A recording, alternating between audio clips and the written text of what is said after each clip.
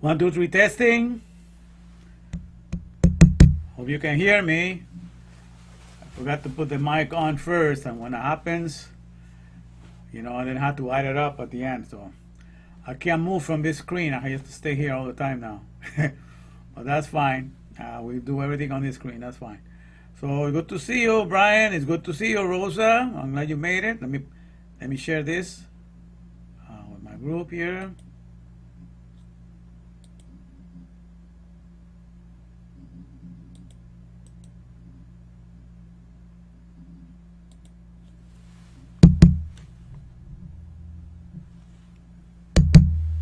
You're here. Okay, you can hear me. Go ahead. All right, let me add this up here.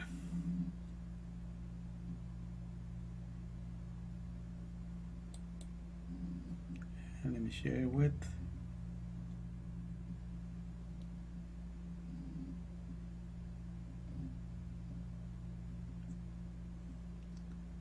All right. Okay. All of you can hear me so far. Brian, Rosa, you can hear me? Because my microphone wasn't working at the beginning, but I just turned it on. All right, let's see here. Share this to my timeline.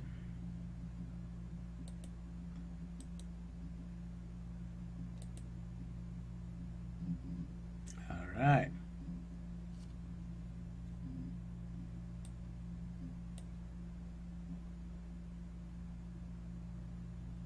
Okay, perfect.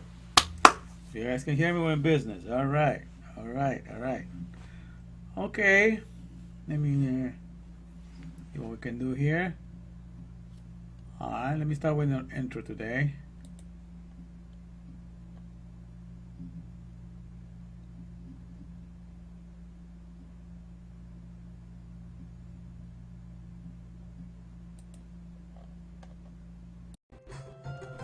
Pow goes the powerhouse, and the COVID-19 man has come to deliver you from the empty land, from the ones who have been silenced to the promised land of the other bed, which is the original place for the soul of a man, where he can now get his jubilee and abide safe like he's never been, in the power of the Father, in the powerhouse, cause that's what Word Electric, Love Electric, is the only bed we're connected.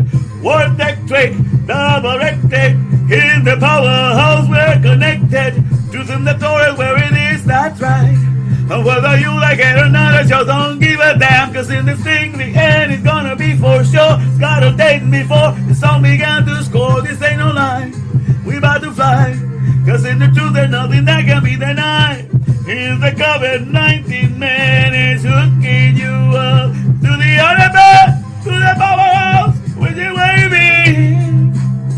The COVID-19 man is gonna hook you up, cause that's what Word Electric, Love Electric, in the other bed we're connected. Word Electric, Love Electric, to no one else I'm genuflecting. Word Electric, Love Electric, to the powerhouse I'm connected. And then I want to get your power back, cause you will find in there the powerhouse not scared. You won't be silenced, nobody can touch what you will find in there. Gets to cut the masking back of lies, the righteous now they cries, cause the COVID-19 man is gonna hook you up to the powerhouse. Leave the power show, ride this mule around.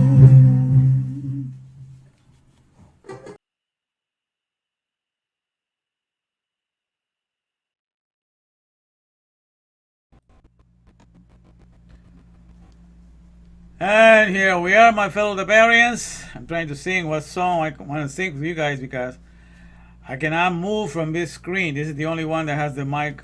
I had to add it on at the last minute. So let me see what I can put in here. Let me see here. Wow. Okay, I can't think of that one. I have some difficulty on using that one. Well, in any case, let's get started here. An interesting message for today. Bringing fire down from heaven. Remember that story of Eliyahu, or what you know as Elijah? He brought fire down from heaven. That's a picture of bringing power down from heaven. All right. What we need to understand is that what is being said in this world of the flesh, in the world of the necropolises, it's just a picture of what has happened in the world of Respirandia. I changed Respiropolis to Respirandia now. In the world of Respirandia, these occurrences are commonplace and happen every day. In the world of Respirandia, which means the place where all the respirations take place, which encapsulates the meaning of Yud Hey Vav Hey. Okay, Yud means work or operations. Hey means wind or breath or animation. Vav means connections or fusions. And Hey again means animations or activations or breath. So when you put all together, or the name, it spells the processes that is taking the most place in the here and now. In all of the organic world that God created, the number one process that takes place in the oxygen sea, where we reside, and the hydrogen sea, where all the fishes of the sea reside, and all the waters above, like the scripture says, we're going to explain that very clearly, is all, God created it. When God created the heavens and the earth, God bara, that means God filled, Elohim filled, He fattened. So the way He's constantly filling us is with respirations. We're constantly breathing in life and sharing it with all our species. So that's why He creates the world every day, because He's constantly filling us up. The word barar means to fatten or to fill you up. So every day He's filling you up. That's part of the whole barar. That's why God creates the whole creation every day, because the word creation is not just it's just by filling you up with everything that you need. And so you need to be filled up with air. All of His creatures made out of the flesh do 22,000 pounds of air every day circulating, right? So we are constantly being filled and pumped in and out with the air. So that's something that cannot be denied. So when God created the heavens and the earth, that means He created an environment, if you please, okay, in which all the respirations are taking place. In the water, respiration taking place, and in the oxygen sea, respirations are taking place. And so that's the whole world. You understand? That's the whole world that God deals and focuses. The whole universe of God is a living world full of life. There's plenty of waters, and the water is the place where the shell is formed. All the things come from water. When you have to clone something, you have to use water. The water is the number one place for solutions. We go the first 9 months of our existence submerged under water, in the amniotic fluid of the mother. So we all do that. So we have to go through water, and then we're born into the oxygen sea, and we are in this one until we get to die. But we all go through the period of doing respirations, on the water. We have the umbilical cord and so forth. So this is something that we all do. So we are, for a little while, we're fish for 9 months, and then we come out of the waters. We come onto the land, in the oxygen sea. But everything that I'm telling you is to emphasize that what God has made, is a world that is alive. And the whole universe of God has to do with the living things that He has made. And He wants to not only keep them around, but He wants those things that He has made for them to multiply and replenish earth. Do the mare economy, M-A-R-E, multiply and replenish earth. And I use the word mare because mare represents the species of the horse that can procreate themselves without burdening mankind, as opposed to the mule. Because the mule, you have to go crossbreed species, a horse with an ass, and then you get a mule, and the mule cannot procreate itself. So this whole industry of the necropolis that cannot procreate themselves, our latest technology, Silicon Valley, everything that we are fascinated with, they cannot procreate themselves. So they're just like the mule. Manpower of hell, lame economy. We are the ones that have to do everything for them in the here and now, and there ain't no denying it. And that's how it works. So you got to understand it. So the concern with God is that we get the idea that the whole world that matters to me, the universe, it has to do with the world of Respiropolis, a place where the operations, which means the name of Yuhevave, the operations or the processes, of respiration, fusions, enlivening powers. All of that I'm saying right now, that's Yud-Heh-Vav-Heh Elohim. When all of his name is being expressed every time that we breathe in and out. So that's for the species that live, above the waters, where the heavens are, the angels and all that, and all species that live here in the oxygen sea, and all the species that live in the hydrogen sea. All of that is what God is concerned with. That is his whole body of concern. That's his whole thing, because the whole body of God, the whole Respiropolis, is the first powerhouse there is. It's a wind power, and also has solar power in it, but wind is the main ingredient, because when the sun is gone, the air is still sustaining us day and night. All right? And so that's the thing that I want you to keep in mind, and I'm going to have you, I'm going to read to you 24 verses of something I was trying to share earlier. Let me see if I can get it here. Give me a second. Here we are. Tanakh, all right. Yeah, let me just bring it here.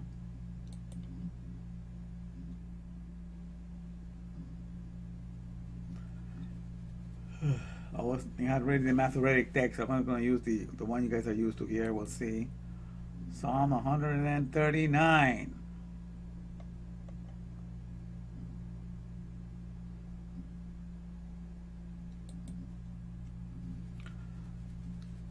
All right.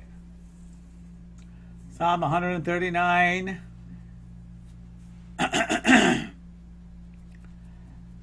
psalm of David. All right. It says, "O Lord," and what Lord is here is Yud-Heh-Vav, Yud-Heh-Vav-Heh. That's O Lord. O Lord, that means O processor, and when God is something, that's what he does. You're one and the same. So he's the processor, means he does the processes. All processes of respiration, fusions, enlivenings. So that's what the whole name Jehovah means. All processes of respiration, fusions, bringing life. All processes of that. It says, you, because that's what air is doing constantly. I'm giving you the very main meaning of it from the very beginning, so you understand. Where is air to be found? Air is found everywhere. In this picture that I have in the front, it's found in the oxygen sea above, and it's found in the earth, where all the places are built, and it's found in the sea that's below, where the other pictures is the waters here. So air can be found there. Oxygen can be found even on the ground. The worms need oxygen, and they get it even on the ground. It penetrates all over the place. So air is found everywhere. Okay, so that's the main, the Ruach. The Ruach is king. You understand? Ruach means spirit, which is air. And with the Ruach and the Spirit of God, everything is kept alive. So he's concerned that all his organic world that deal with this filling up, which means this being created every day, being fattened up with air so you can exist, that's the main concern of him. So he says here, "O Lord, all processes of respiration, fusions, enlivenings." It says, "Thou hast searched me and known me." What happens with the air? The moment it goes into your nostrils, each drop of oxygen goes and gets to know all of your 73 trillion cells. They all get a little bit of that, and they are able to create their ATP, which is the energy unit for the body. Using the 200 mitochondria that are found in a regular cell, and 2,000 mitochondria or powerhouses that are found in a neuron cell. But they all get it. They all get to know it. They are intimate with one drop of oxygen that goes in. All your body gets to partake. It's quite a dispersion that's going on. So that's what he's talking about. So all processes, all respirations, infusions, livening powers. Thou hast searched me. You have searched. You are surround me. You know everything inside of me. You know exactly how each cell is made. You provide life for each cell, and you know me. You're intimately aware with me, like nobody else's business. You see, the way God knows each one of our cells and gives us life, that's like nobody else's business. Nobody knows us that well. So that's what he's talking about here. You understand? I'm getting to the nitty-gritty here of the whole verse. Then you understand. So where can you go away from respirations? Where can you go and fly and not find the respiration powers? Not find the area where respiration cannot be found. You cannot find it. Every place is a place where respirations, the processes of respiration, fusions, and livening is happening. That's the meaning of Yud-Heh-Vav-Heh. And that's what he wants you to understand. So that's the number one power. The number one power in the world is respirations, is the breath, is the ruach that animates each one of us, which we're perfectly made to be animated and to be kept alive and to be energized and to have all these things going within us because we were made perfectly suited for the whole air to be circulating in us 24/7. And so every average creature, especially human beings, have 22,000 pounds of air circulating on a 24-hour basis because that's what we are perfectly made for to do, and that's how he keeps us going, all right? So Respirandia is the body of the number one power source, which is the air, which is the Ruach. That's the number one power source. And so he say here, thou knowest my down sitting and my own rising, just like the air. He knows where is the air that surrounds you, knows when you're sitting down, he knows when you rises. I'm bringing you here to a very close proximity of how God is operating you in the here and now. And he's keeping you alive. No matter where you go, you walking, you're sitting, you're dancing, the air is there, keeping you alive, being intimate with each one of your cells. Okay, it says, thou knowest my down sitting and mine uprising. Thou understandest my thought afar off. All right. Now here is to take you the whole idea of God putting the whole body of flesh in Respirandia, in a place where the air comes in and out and it's intimate, familiar with you. It's just so that you would know that that's what is happening in the Mahashaba world, in the world of thought. Okay, where what we think is in our head, but it's thought is it goes all over the place. All right, but we can access it because our brain is like an antenna for it. All right, it's not the original place of the only place of thought there is. Thought is universal. It's a dimension, that can't really be seen, but we have an antenna. Our brains are an antenna for it, and we were made suited to receive thought. So fear is taking you from Respirandia, from the body, the one body that all organic world shares, to have the power to, where all the powers are taking place for all of us to stay alive and to share among each other all these powers. And so it's taking you there to the Mahashaba world. And I explained that to you before. The Mahashaba world is the place of thought. Okay? And thought, I explained before, thought can be found in three states. In the solid, in the liquid, and in the gases. Just like anything in the physical realm can be found in solids, liquids, and gases. Also the thought world, because everything is made in the image of who God is. In the thought world, the thoughts are found in solids once you get to write an idea down.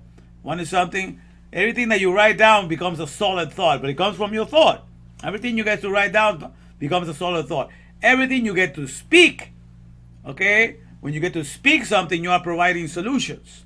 You're answering questions, you're communicating, you're providing ideas. So those solutions are watery stuff. The speaking of something, the speaking of an idea is like liquids. It's offering solutions. So that's whenever you get to speak a thought, you're offering a thought in its liquid form. Okay, because you're offering solutions. So a written manual or written any thought that's been written down is a solid thought. Any thought that is spoken is a liquid thought. And any thought that is just inside your head, as you meditate and you ponder and you think about it every day, that's the thought in its gas form. Okay? And it's always inside of you. So that's the three states of thought. So thought is in a solid way when it's written, it's liquid when it's spoken, and it's gas when it's just being thought about, when you're pondering upon things. So that is the state of the world, of the dimension of thought in which we all live. So at the end of the day, we got to do everything. We got to follow manuals, which are solid thoughts. We have to share those ideas from the manual with each other. We speak to each other. We communicate instructions, which are liquid thoughts. And at the end of the day, we think about what we've learned. We ponder about best way of doing this, and that's the thought of the gas. So at the whole end of the day, thought of thoughts, all is thought. Okay? So we go from solid thought to liquid thoughts to gas thoughts. And that's what we're all encapsulated every day. And that's the thing that we have as human beings, we have going for ourselves. Animals do not do that way. Animals are not looking at written manuals. They're not listening to people, giving them the whole meditation and sermons to them. They might just respond to the name, the sound of a name. I may understand a few commands, like those pets or dogs that understand a few things, roll over and stuff like that. But other than that, they don't live in the thought world like we do. That's the advantage that we have. We were made. So that's the whole idea. So understanding that God surrounds me. Even the whole dimension of thought is surrounding me. But I get to experience it through the brain. But this is the whole idea. So he's taking us from respirandia, from the awareness of our physical environment that is found in respirandia, in the air of respirations. That's the one body that we all share. All flesh and all the organic world and all the trees and all the worms and everything that has breath. Let everything that has breath praise the Lord. All of them, they all share this powerhouse of respirandia. And we are only cells inside of it. You understand? That's our real body.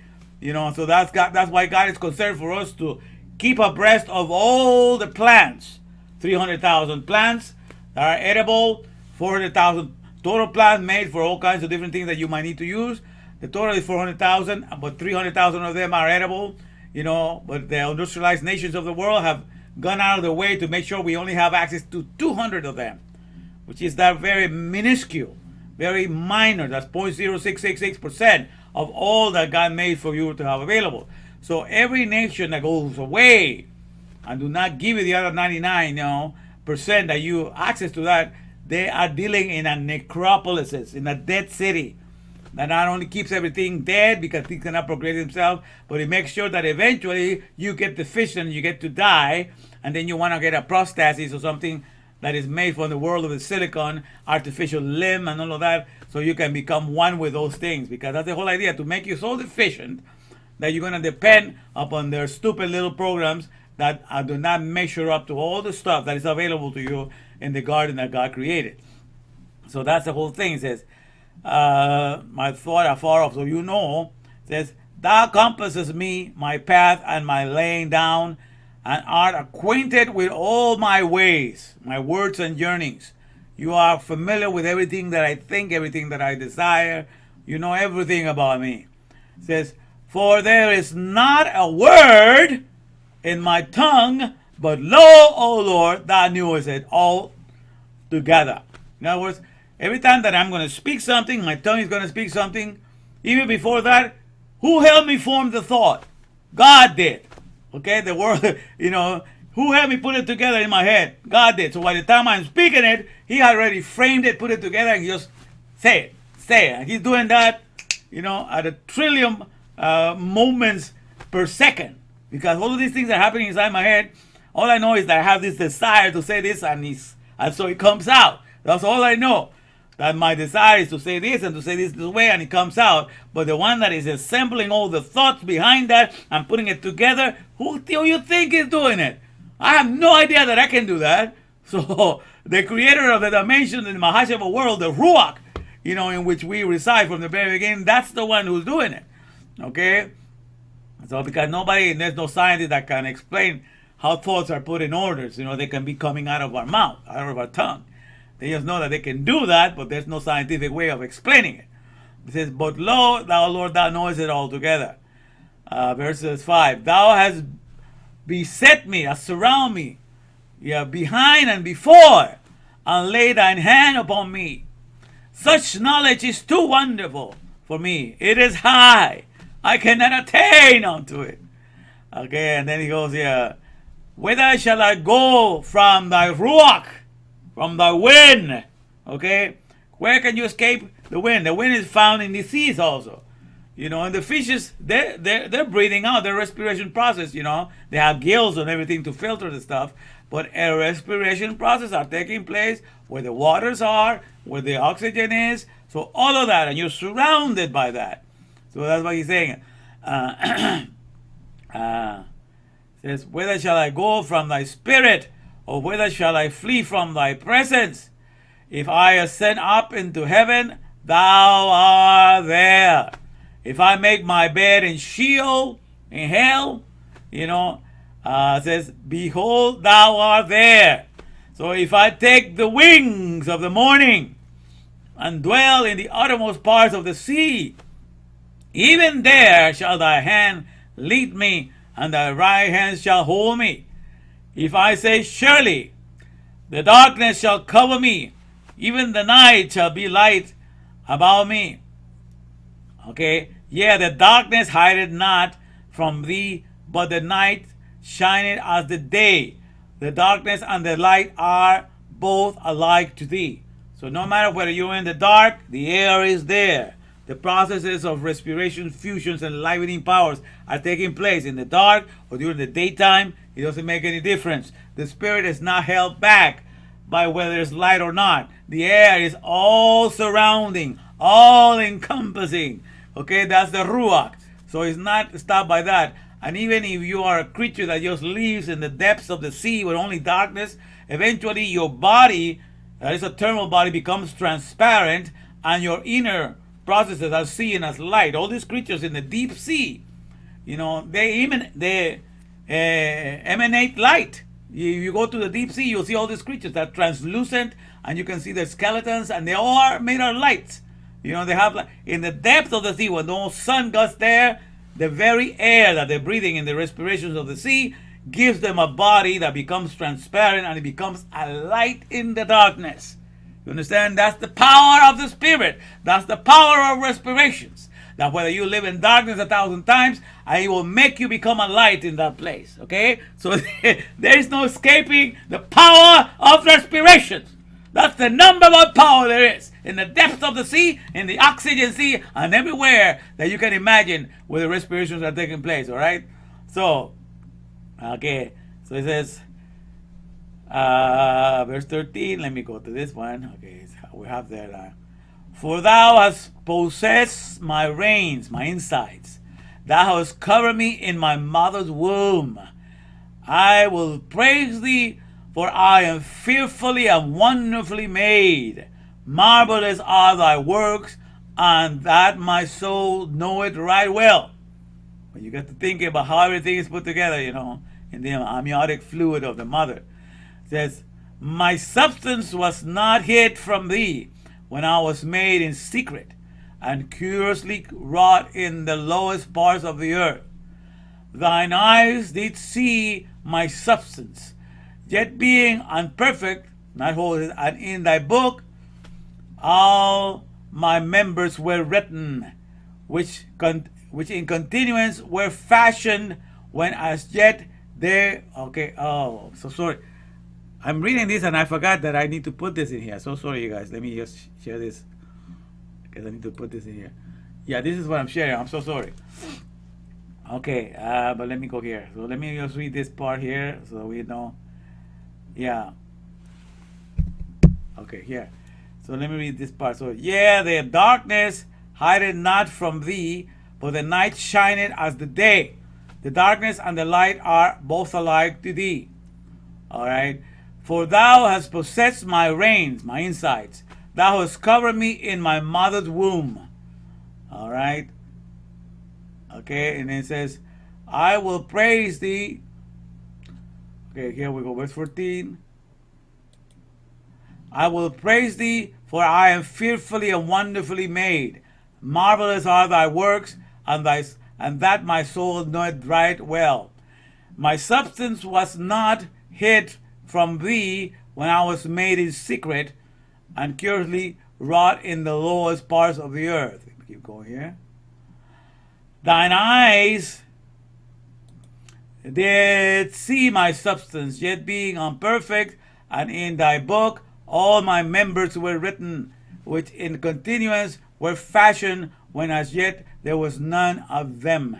So he's talking about, God has his way. Okay, he's got his schematics, he's got his blueprints of how he pulls all of his creation together, and he alone knows how to read it, and he knows how to fashion it, he knows how to work it out. We only enjoy the benefit of his hands working all around and making us all together, So how he talks about, this is the way that he expresses here. Let me tell you. How precious also are thy thoughts unto me, O God. How great is the sum of them. Woo! Because that's when you get to know God, when you get to know his thoughts. Some of them, it says verse 18. If I should count them, they are more in number than the sand of the sea. Understand? Woo! When I awake, I am still with thee. Can't get away from my maker. He knows what he made me for. He made me suitable for that, and I am here with him. So, it says, surely thou wilt slay the wicked, O God. Depart from me, therefore, ye bloody men. All right, so now he's referring to the people that do not have this understanding.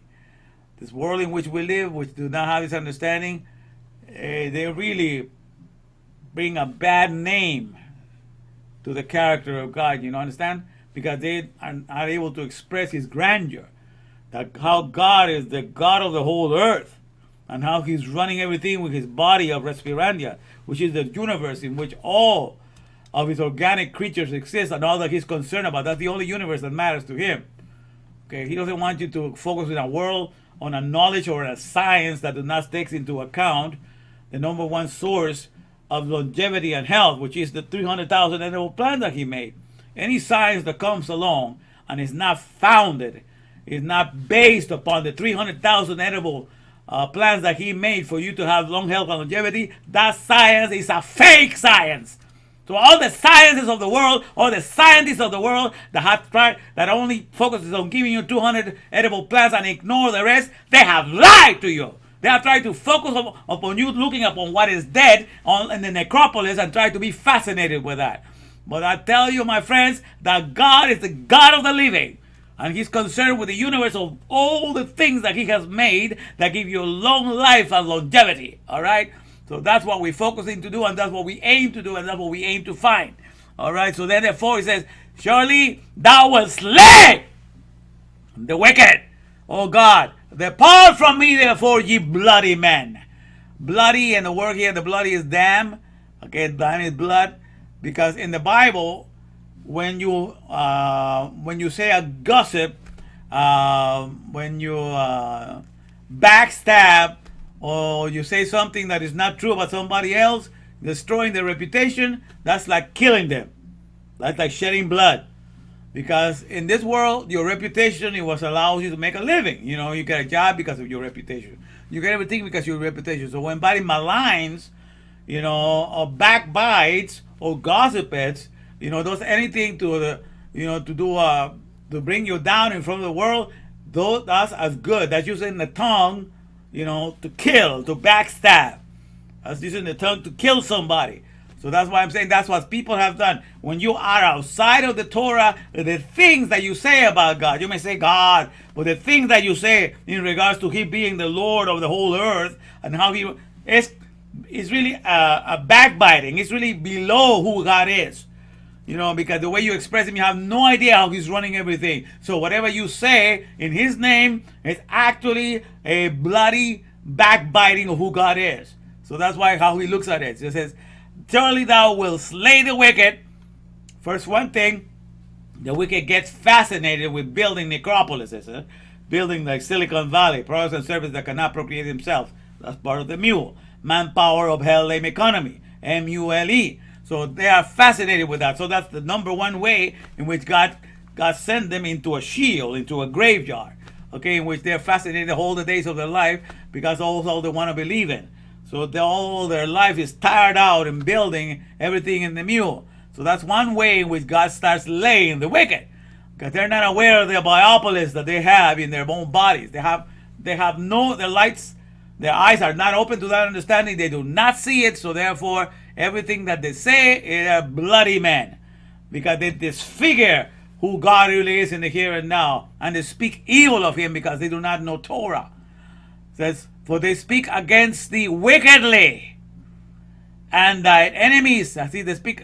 They will say your name. They mean to say well, you know, but they have no idea who you are. They have no idea that you are our body, our number one body that we all share, you know, in common in this world of the organic world. We're only cells in this body of Respirandia. We're only the cells, but this is our one body that we all share.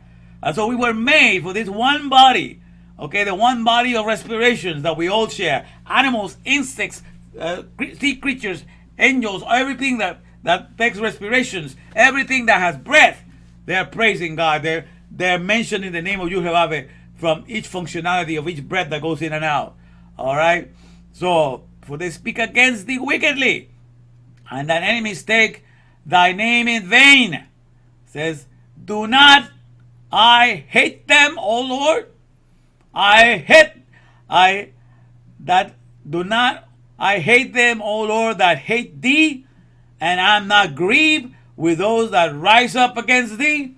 Now, this is what I have something against. I have something against those that want to take the name of God, and yet they have no idea what to say about him because they have not studied Torah. They have not gotten into the depth of who Yud-Heh-Vav-Heh is in the here and now, and how he is the processor of the respirations, fusions, and livening powers that Yud-Heh-Vav-Heh Elokeinu, or Yud-Heh-Vav-Heh Elohim. They have no idea about that. So in so doing, they maligned his name, because they're not able to exalt his name above all names here on the earth. This is the number one process that is happening 24/7, by which God creates everything because he fills it up. The word barar means to fill you up, to fatten you with life, to give you oxygen every day. That's how he creates the world every day. You're not able to bring those things. So therefore, his reputation is diminished in your lips. Your tongue speaks evil of him because you're not able to exalt him. You talk about a God that you want to go meet in heaven, and you have no idea how he's running the whole show here on earth, and how Respirandia is our one body that we all share. The body of breathing life, of breathing, of respirations that we all get to enjoy. All flesh, all worms, everything gets to enjoy. So therefore, when you don't know that, it says, do not I hate them, O Lord, that hate thee? And I'm not grieved with those that rise up against thee? So you see what I'm saying? So all these people that have the religions of the other gods, we talk all these people that are coming in right now, that Apollos is coming back. We all these people that are getting together with all these gods of the Greeks, that they think they're alive and we all want to share. I'm telling you, Yud-Heh-Vav-Heh is the only Lord there is, and nothing else. The processes of respirations, fusions, and livening powers, that's the only process that has run a whole show. Apollos had nothing to do with that. Christianity had nothing to do with that. Muslim had nothing to do with that. It's only who he is and who the Torah speaks of. Yud-Heh-Vav-Heh Elohim, the processor of respiration, fusions, and livening powers. That's the only true, Lord of Lords, okay? The Lord of hosts, of all things that receive his benefits. And so I'm not sharing none of his glory with nothing else, because he only has done it from the very beginning and from the very start, and nobody else is going to get that credit. All right, so this is what he's talking about here. So at the end, he's getting, he says, do not I hate them, O Lord, that hate thee, and am not grieved with those that rise up against thee? I hate them with perfect, hatred. I count them mine enemies. All right, in other words, in the sense that you do not follow the narratives. You do not follow the media's, stream, the main stream media. You don't follow the MSM. You don't follow the narratives of this world, because everybody is out there to malign the name of Yud-Heh-Vav-Heh, because for the one thing, they do not know him. They will refer to him as God, but whatever they say about God is really a backbiting when it comes to the real God of the Scripture. Even though they claim to believe in that God, they believe in a God that made them so inept that they're not able to do anything. If they do not get somebody else to die for them, that's not the God of the Scriptures. That's not the God of Torah. That he made you so that you can join with him. And not only join with him, you can go and understand and open up the portals of heaven, which that's what I'm trying to do right now. Opening up so that you can see what is your true heritage and challenge the whole world to tell me otherwise and to show me something better. Because that's the whole idea of me doing this thing from the very start. I'm bringing out these days, and I have been growing and growing as I go. The whole purpose of doing this is I need to have intent. Because one of the things that the Kabbalah master says, that in order for you to reach to where God is, you have to have intent, you have to have purpose. And what's best way? And use Hesed, which means use Tzedakah and Hesed, use mercy and use charity. So on purpose, I set it up so I would give money away every week. That's part of my Tzedakah, my charity, and my Hesed, showing mercy, and also teaching the word. That's the best way of showing Hesed. Showing mercy is teaching his love and kindness. All right, but also by me doing that and not expecting the world to pay me a penny, but just eagerly doing this every week, I have an intent that all I want in this world is to know my Maker. It's just having so fully encapsulated that nothing else has come in and is going to come and occupy my mind. And in so doing, God has rewarded me so greatly, my friends. He has given me so much understanding now. I see the whole picture. I see the whole Aleph Bet incorporation. You know what I'm saying? I'm aware of the whole processes that are taking place. So my mind has expanded. So it was on purpose that I set it up this way. And so that now that my intent has been rewarded, and my eyes have been expanded, and my soul has been expanded to see the whole Ruach process, the process of Respirandia, I'm coming down, my friend. I'm coming down to this, to dissipate all lies, to take all the fake news out of the way. All these narratives that are happening in the world right now, they want to take credit for anything. They have never done a single thing. It's all part of necropolises. You know, each cell in my body is a biopolis, and it puts to shame all the necropolis that has ever existed in the world. And that thing I know. And this is how you exalt your maker in the here and now. If you lack if you lack ammunition to be able to do that, come to HTTP 28, Hadaber in Torah Bolt 613. Come to HTTP 28, highest definition Torah vision. I'm going to give you plenty of ammunition of how you can exalt your maker, the Lord of the heavens and the Lord of the earth in the here and now. Because that's what I'm here for, to do that and to carry that task. Because I know where God has me now. I praise his name every day because, man, where he has put me now, woo! I'm telling you, I want to exchange this for anything in the world. Okay, but in any case, says, I hate them with perfect hatred. I want nothing to do, with everything that takes credit away from Yud-Heh-Vav Elohim. You understand? He is the only one that gets the credit. That's the number one process that's keeping us all filled up, that's keeping us created on a second by second basis. It fills it up with life. So how am I going to have to give credit to somebody else that has nothing to do with that? Only Yud-Heh-Vav Elohim, which means the processor of respiration, fusions, and livening powers. Only he is the one that's been doing it. How dare me try to give that credit to anybody else? You understand what I'm saying? Apollo is not doing it. None of the gods of the pantheon gods, none of the gods of Mount Olympus have ever done it. None of these things.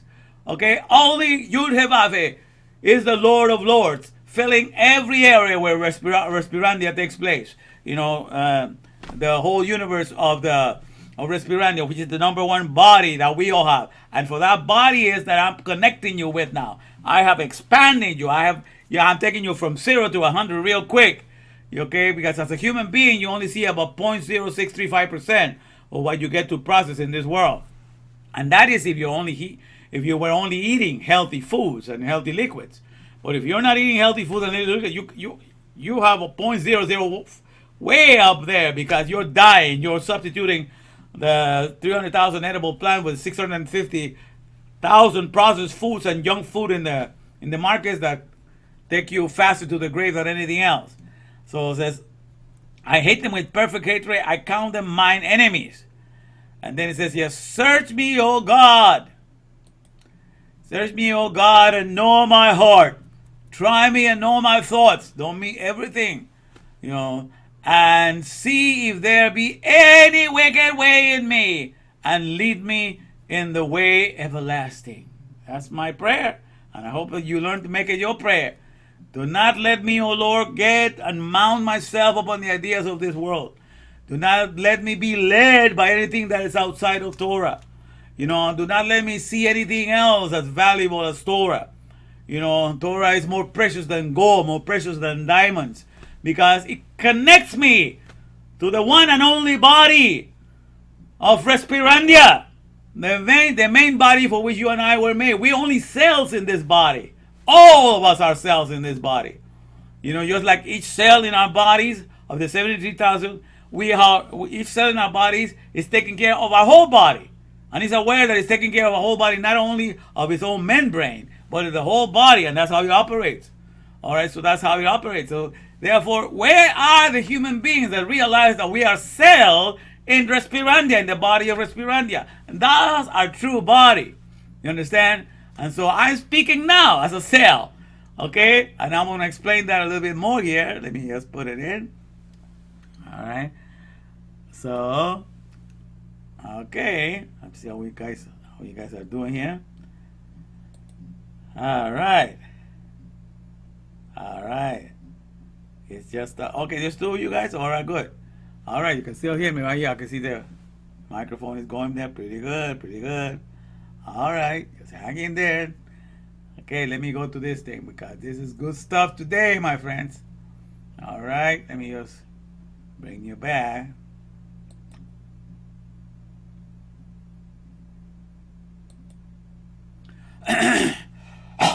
Okay, so I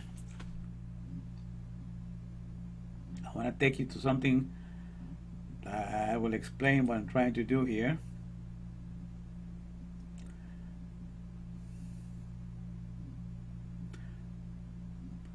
Because today's message, by the way, is based upon, let me give you the title to remind you of today's message. Let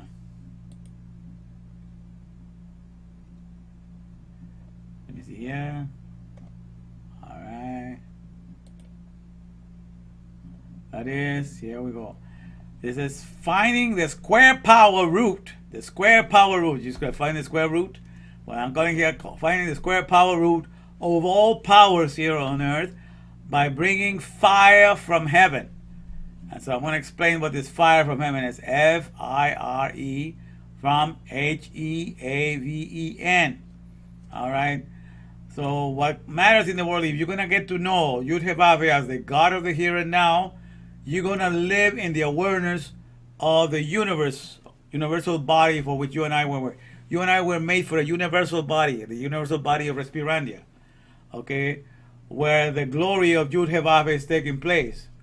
You know, the workings and the processings of Yud-Heh-Vav-Heh, which means the processes of respirations, fusions, enlivening powers. So that's the body that you and I, with the universal body that you and I were made to take care of, and which we do. We participate in it, whether we like it or not, because everybody that breathes in and out is breathing 22,000 pounds of air every day, and in so doing, you're circulating the air with all the nitrogen, with all the oxygen, and all the other elements, and you're sharing everything among your surrounding species, and including with trees and everything.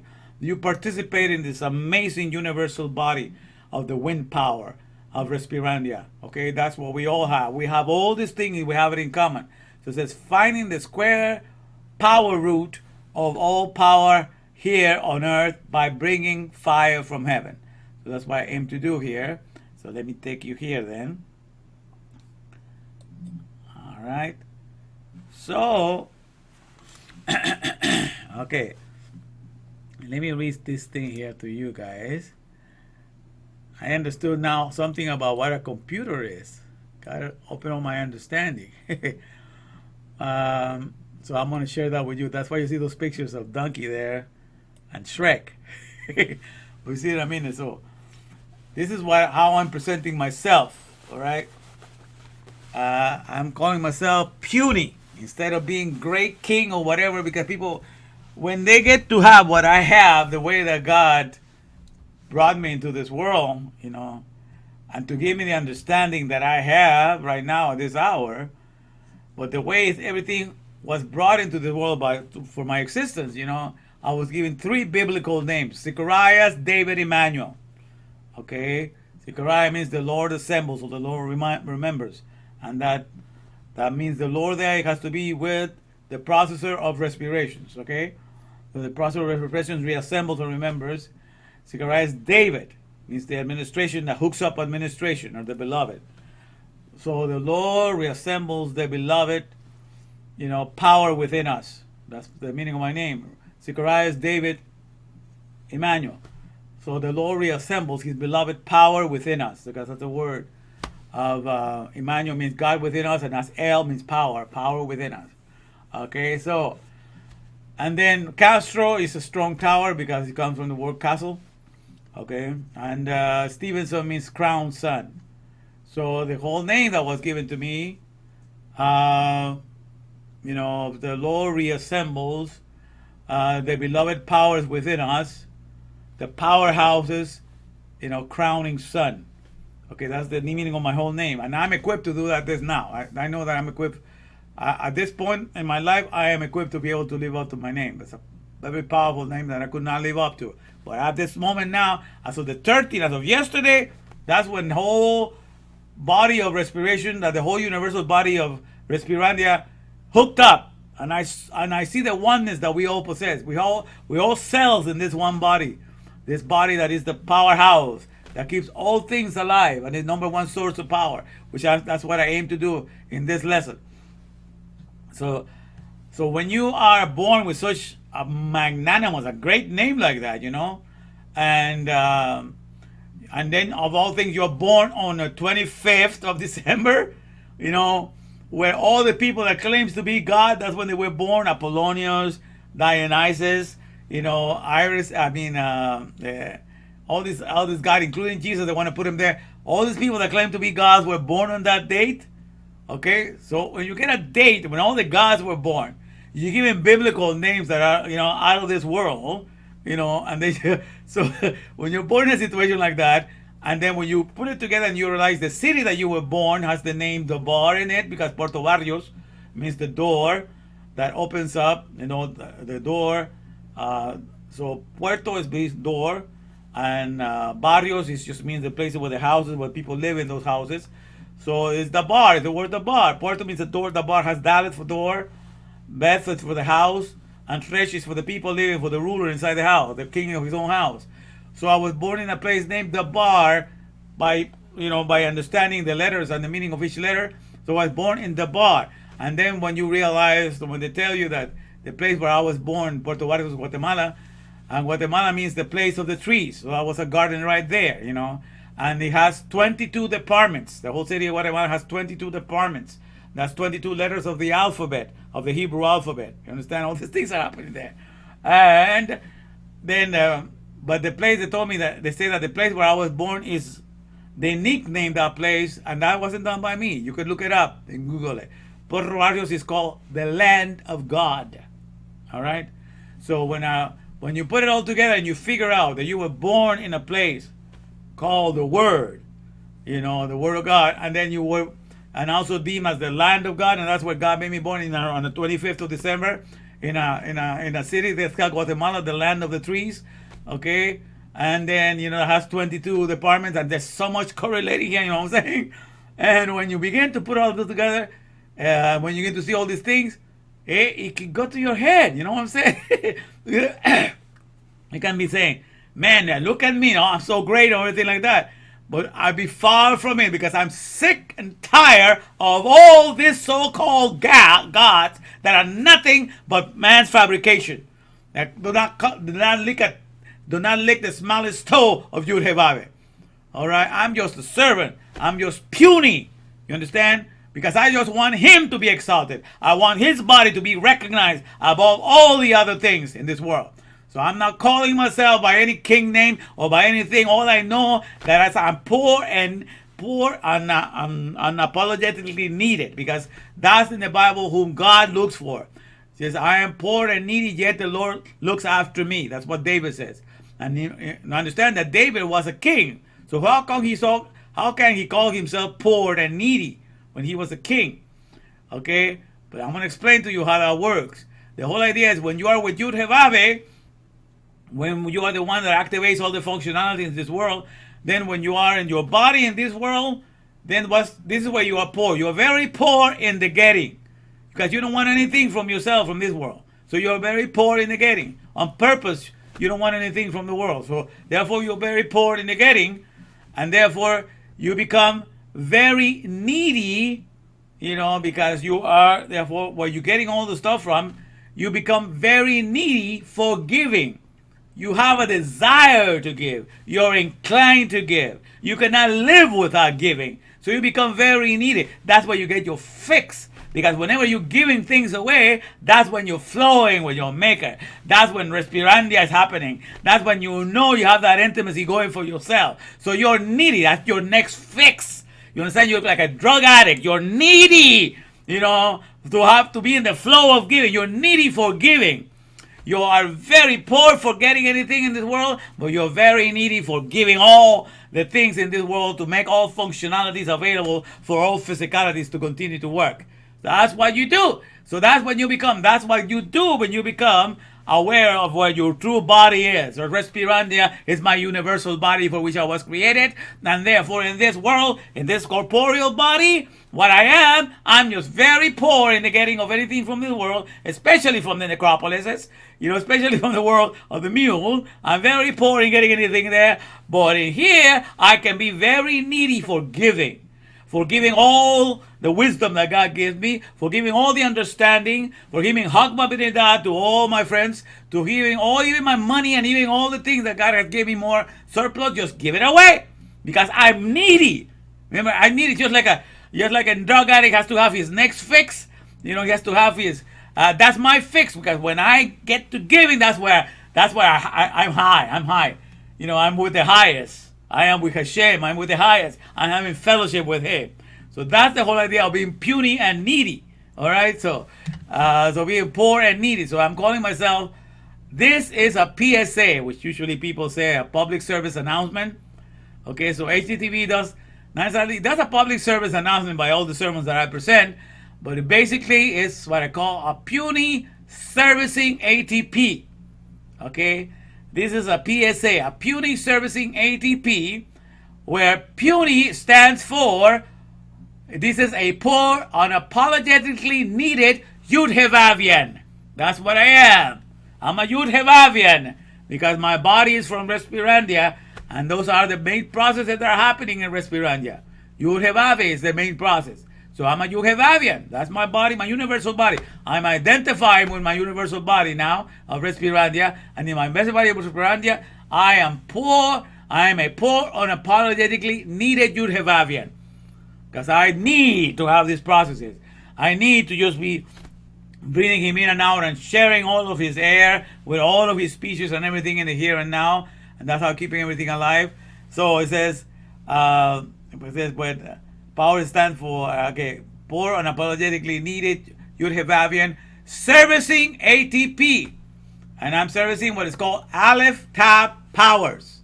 Okay, that's what I'm giving you here. I'm giving you Aleph Tab powers. Those powers has to do with what enlightens the mind, because we're wordectric, davarectic. In the Aleph Bet, we're connected. That's our powerhouse. And these are the ideas that we have inside of us that cause us to be the movers and shakers of this world. We're all driven by thoughts. We have that ability to all be driven and managed by thoughts. So I'm giving you the thought power to be able to, that's the ATP, but I'm calling it Aleph Tab because those are all the letters of the Hebrew. Aleph Tab, the 22 letters of the Hebrew. And that combination of Aleph Tab appears in the Tanakh. In the Hebrew Tanakh, Aleph Tab appears 7,302 times, 7,202 times, and yet it's missing in all the other Bibles. It's missing in the Greek Bible. It's missing in the Hebrew. It's missing in the Spanish Bible. In the Latin Bible. It's missing in the German Bible, English Bible, Spanish Bible. All the other, they're missing that because they do not know how to translate it. But so you can see that everybody that has a Bible outside of the Hebrew that do not see the importance of Aleph Tab because it appears 7,302 times. And there it doesn't appear not even a single time because they don't know how to translate it. They have robbed you. It's just saying that your source of power is not there. They're not making, so they have you focus upon everything that is being created, instead of functionality. Because like I say in the Bible, everything is about being able to make all things function. There's a physicality, but you are invited by Yud-Hevav to be a functionary, to make all things function. That's when you see to it that everything is good. So they see to it that everything works and it functions. And God saw that it was good. God committed himself to know that it functions, to make it function. That's what every boss of every company, once he makes something, he commits himself to make it function. And that's to see to it that it's good. And God saw that it was good, this whole thing. So this is all the whole thing. So I'm a poor, unapologetically needy Yud-Hevavian servicing ATP, which means Aleph Tab powers. Where powers stands for, the word power stands for published orations. The things that I say with my mouth. Published orations wisely expounding Respirandia's sustainability. So I'm going to be talking to you about how everything works in Respirandia, in our universal body that we have to give life to everybody, in which we are always one with the Yud Hevavian process. You know, we're always partaking, being there, participating in all of creation every day. Woo! This is beautiful, my friend. This is beautiful. Okay, so that's what I'm going to be doing. I'm going to be publishing. This is what I do with my HDTV channel. I'm published.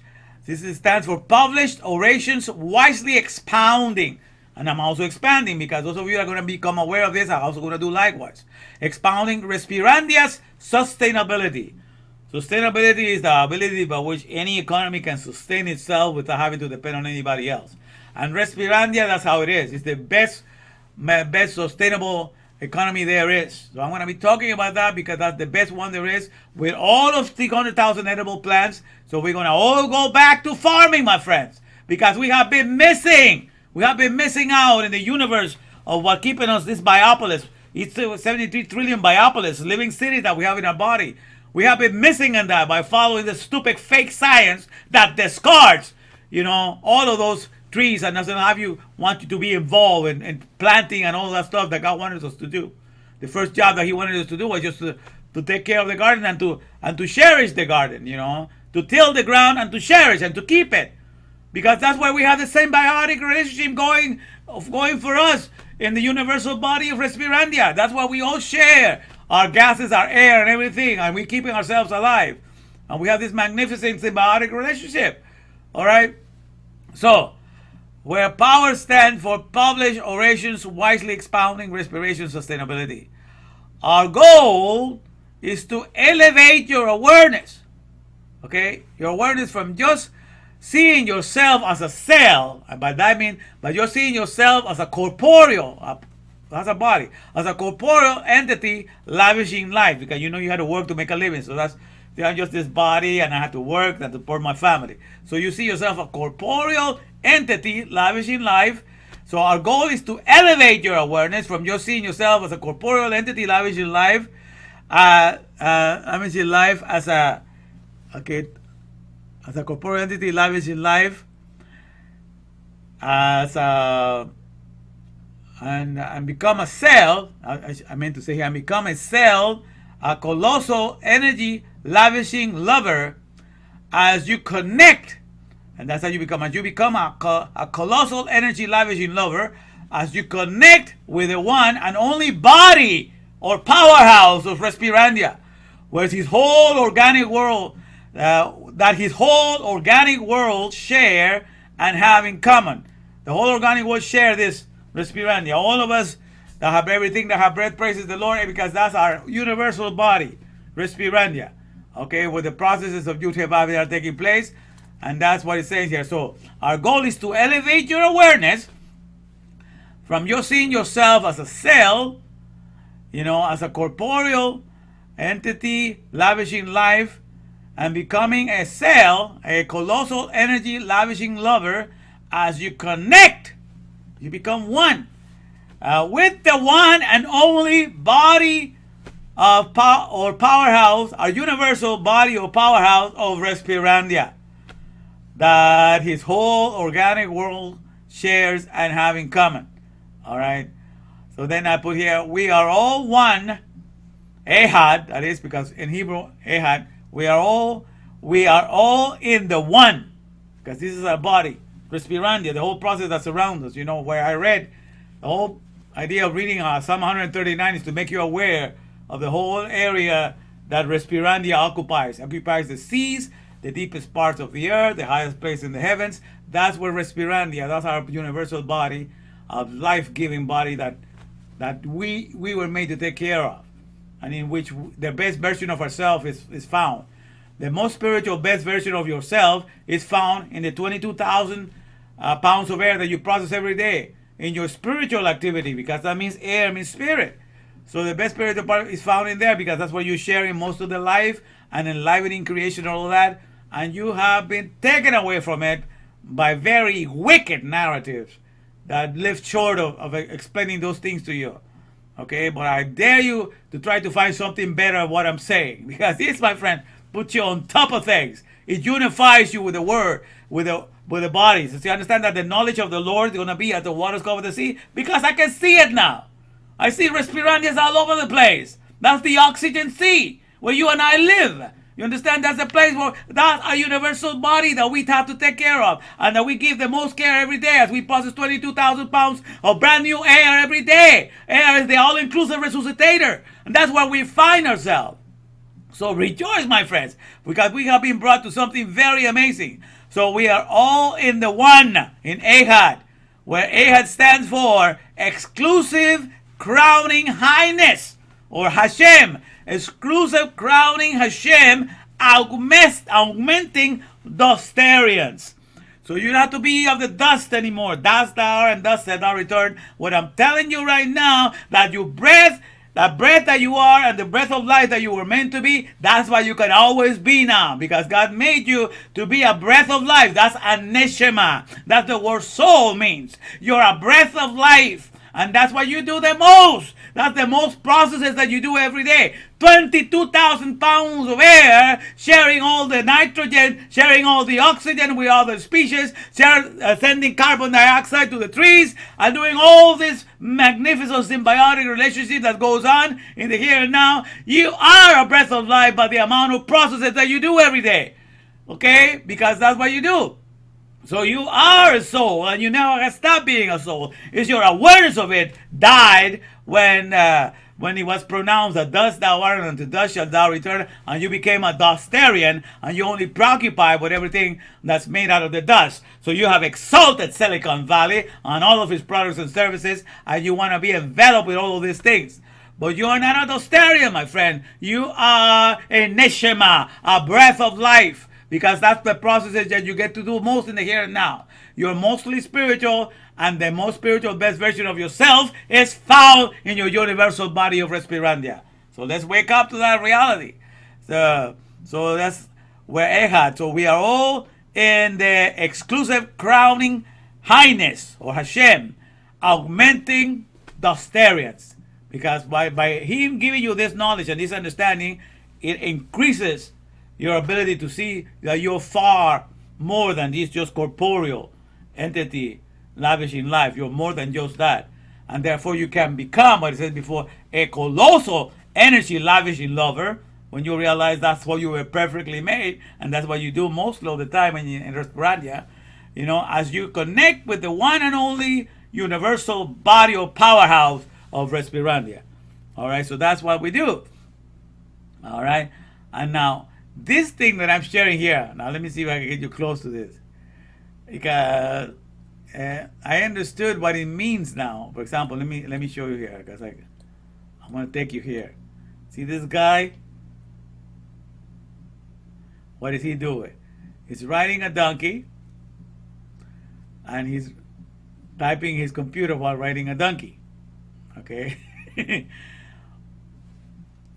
I connected it this week, by the way. I have understood in the Bible that the Hemor, which means the word of donkey, is the head, which is also the same head for Hagma. You know, when we translate Hagma, is the sea, Hagma Binada.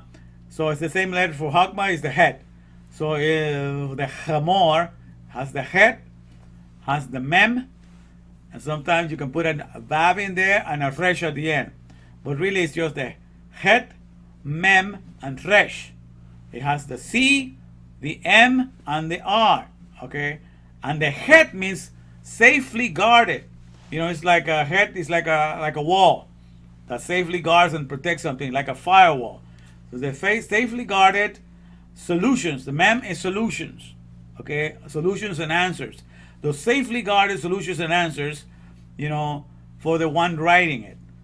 Okay, the writing, the one writing it, or the one ruling something.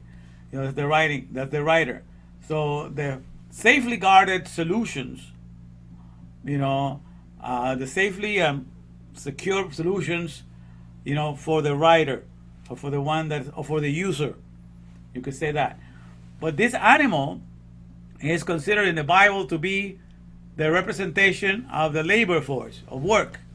Okay, so the donkey and the mule, they're considered to be to represent the workforce, the labor industry, because so for many millennia now, everybody that has a farm or anything that works in the field, they always use the donkey. And even in this country, when they were going to give in this country, and when they were going to give you the liberty, all the slaves were going to get what, 40 acres and a mule, okay, because that was the symbol. If you get a land and you get a mule to cultivate the land, you're going to have freedom.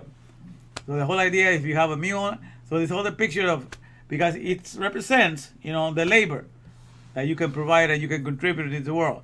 So I understood that, and I understood the horse, and I understood the horse to be the instrument of battle, because that's the thing that represents war and battle. So the horse represents war and battle, and the donkey represents the labor, the symbol of labor.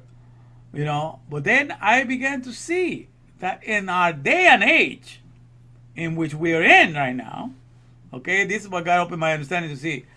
Remember those letters that are uncommon. Het for the C, Mem for the M, and Resh. Okay? I began to see what is the instrument that most people, especially in America, most people are using to do work with and to work out in the world, to do all the work in the world. It's a computer. Most people work indoors in a computer. A lot of them are doing the work from the computer.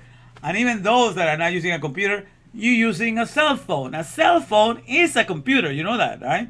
It has an operating system. Every cell phone in the world right now is a mini computer. Just like I'm using my computer to do this thing, my desktop, I do this to do this broadcast. But all, your cell phone that you can hold in your hand, that is, the cell phone that you have, that is your, let me see what I want here in front of me. I don't have it in sight. But the cell phone, that is the computer, and people get to do broadcasting and do everything through that cell phone, just like my computer. So that's a computer that you have in your hand, and you put through your head, and you put all that. So that's a computer, and the computers that I have here, and so most people do their business, especially nowadays. Most people use a computer, to be able to navigate in this world of technology nowadays. Because with the computer, you have access to the cloud. So that's the technology. I already explained that. That's why I have the cloud going in the back, because it represents the technology that we have nowadays by which everything can be shared into the world. You can upload it to the cloud, and the whole world has access to it.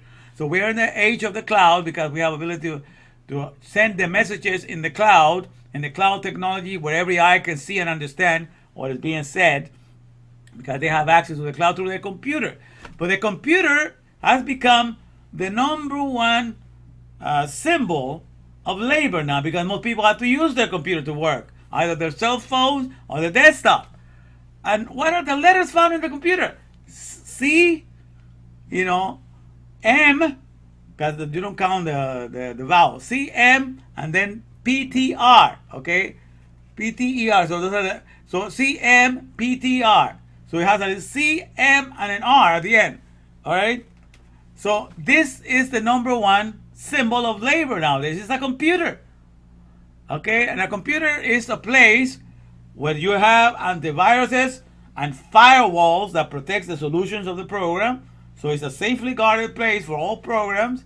Have antiviruses and firewalls, and protect the solutions of the user, of the writer of the computer, the one that's writing it every day, that is using it. And so it protects your information. It protects all your bank information. It protects all your privacy things. That's how a computer does. It's a safeguard or secure solutions for the writer, and it offers that. And so that's what a donkey used to do. It connects with what the master wants to do. So the master uses it to plow the field, to take care of everything in the field, to ride with it and do everything with it. So it become the best instrument for labor. That's why it was. But now what we're using is a computer, and that's the CM Resh, the safeguarded, that's for the head, safeguarded, and then MEM solutions of the writer, of the ruler, the one that's right. The Resh is just the main person, the main head, or the one ruling, or the one writing it. So that's what a computer is. It's the instrument of labor for our 21st century in which we live. So that's, finally understood. Okay, so that's why it means. Because for a long time I said, how can the Messiah be coming riding the donkey, riding an ass? because it means, the meaning is that you are riding it, you're dominating it. It's not dominating you. So it means the donkey is not riding you, but you are riding the donkey.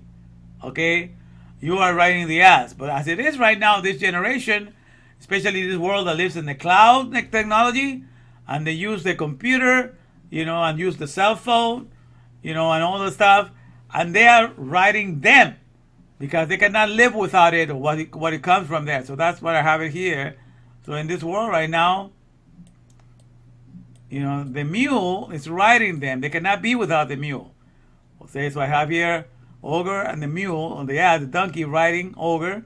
So you either it's riding you. You cannot be without it, man. If I'm not with my social media, I don't have access to. So the whole thing. So you are allowing the computer to ride you. You cannot be without it. And even this government right now is represented by an ass, by a donkey, that's trying to ride all of us, to the brink of disaster. What Joe Biden I'm referring to. But so you either use as a cell phone that you put it in your ear, and you fry your brain. So that's your computer as a cell phone, that either writing on you, and it's writing you here. CM Resh, 3 letters from Hemor, Het Mem Resh. That are common letters for the word computer. Het Mem and the Resh at the end has a PTA, except it's actually the function. That's the function of a computer. To be used basically, for labor, and that's what most of us use it for. Now I understand that the media, the mainstream media, uses it to bring war upon the people's mindset, so that so people are bombarded with all kinds of stupid ideas, and they are desperate to their wits. They don't know what to do with all the stuff that they hear. So I know that they can use it that way, But this whole thing was made for me, you guys, because I have found what it is. And I have the best way of providing the best care for the whole world for it. So everything belongs to the one that wants to give the best care to the world through it. So this whole cloud technology, all this computer industry, they are made for me. Because I know how to bring them into the awareness of the universal body of Respirandia. And I know what to use. So that's how the whole idea. So I am riding the donkey. I'm riding the ass. Because all time I work from my computer. And I get to deliver my messages from my computer, so everything is done. I'm riding the donkey every day, and that's was part of the whole deal, And I have a cell phone, but I hardly use it, just an alarm, and maybe to get some text messages. So I'm not hooked up on my cell phone, okay? But I'm on my computer writing it. I'm sending out the messages out there to enlighten people as to their true heritage, and not be like the wicked mainstream media, that just takes you into another tangent. So all day they're going to lose this, because at the end of the day, everybody gets fed up with liars. After a while, you say, the hell with all these liars. Let's find somebody that is telling the truth for a while, for a change. And it's telling me who I am really in the eyes of my maker. And so I dare you to find somebody else that is telling you better than what God has shown me. God has shown me magnificent things here. You understand what I'm saying? So, let me see how we're doing here. All right, let me see how we're doing back here with you guys. All right, yeah. All right. Okay, so how we're doing here, let me see. All right, so we only have. All right, so we have. Who else has got? Hey, Joseph.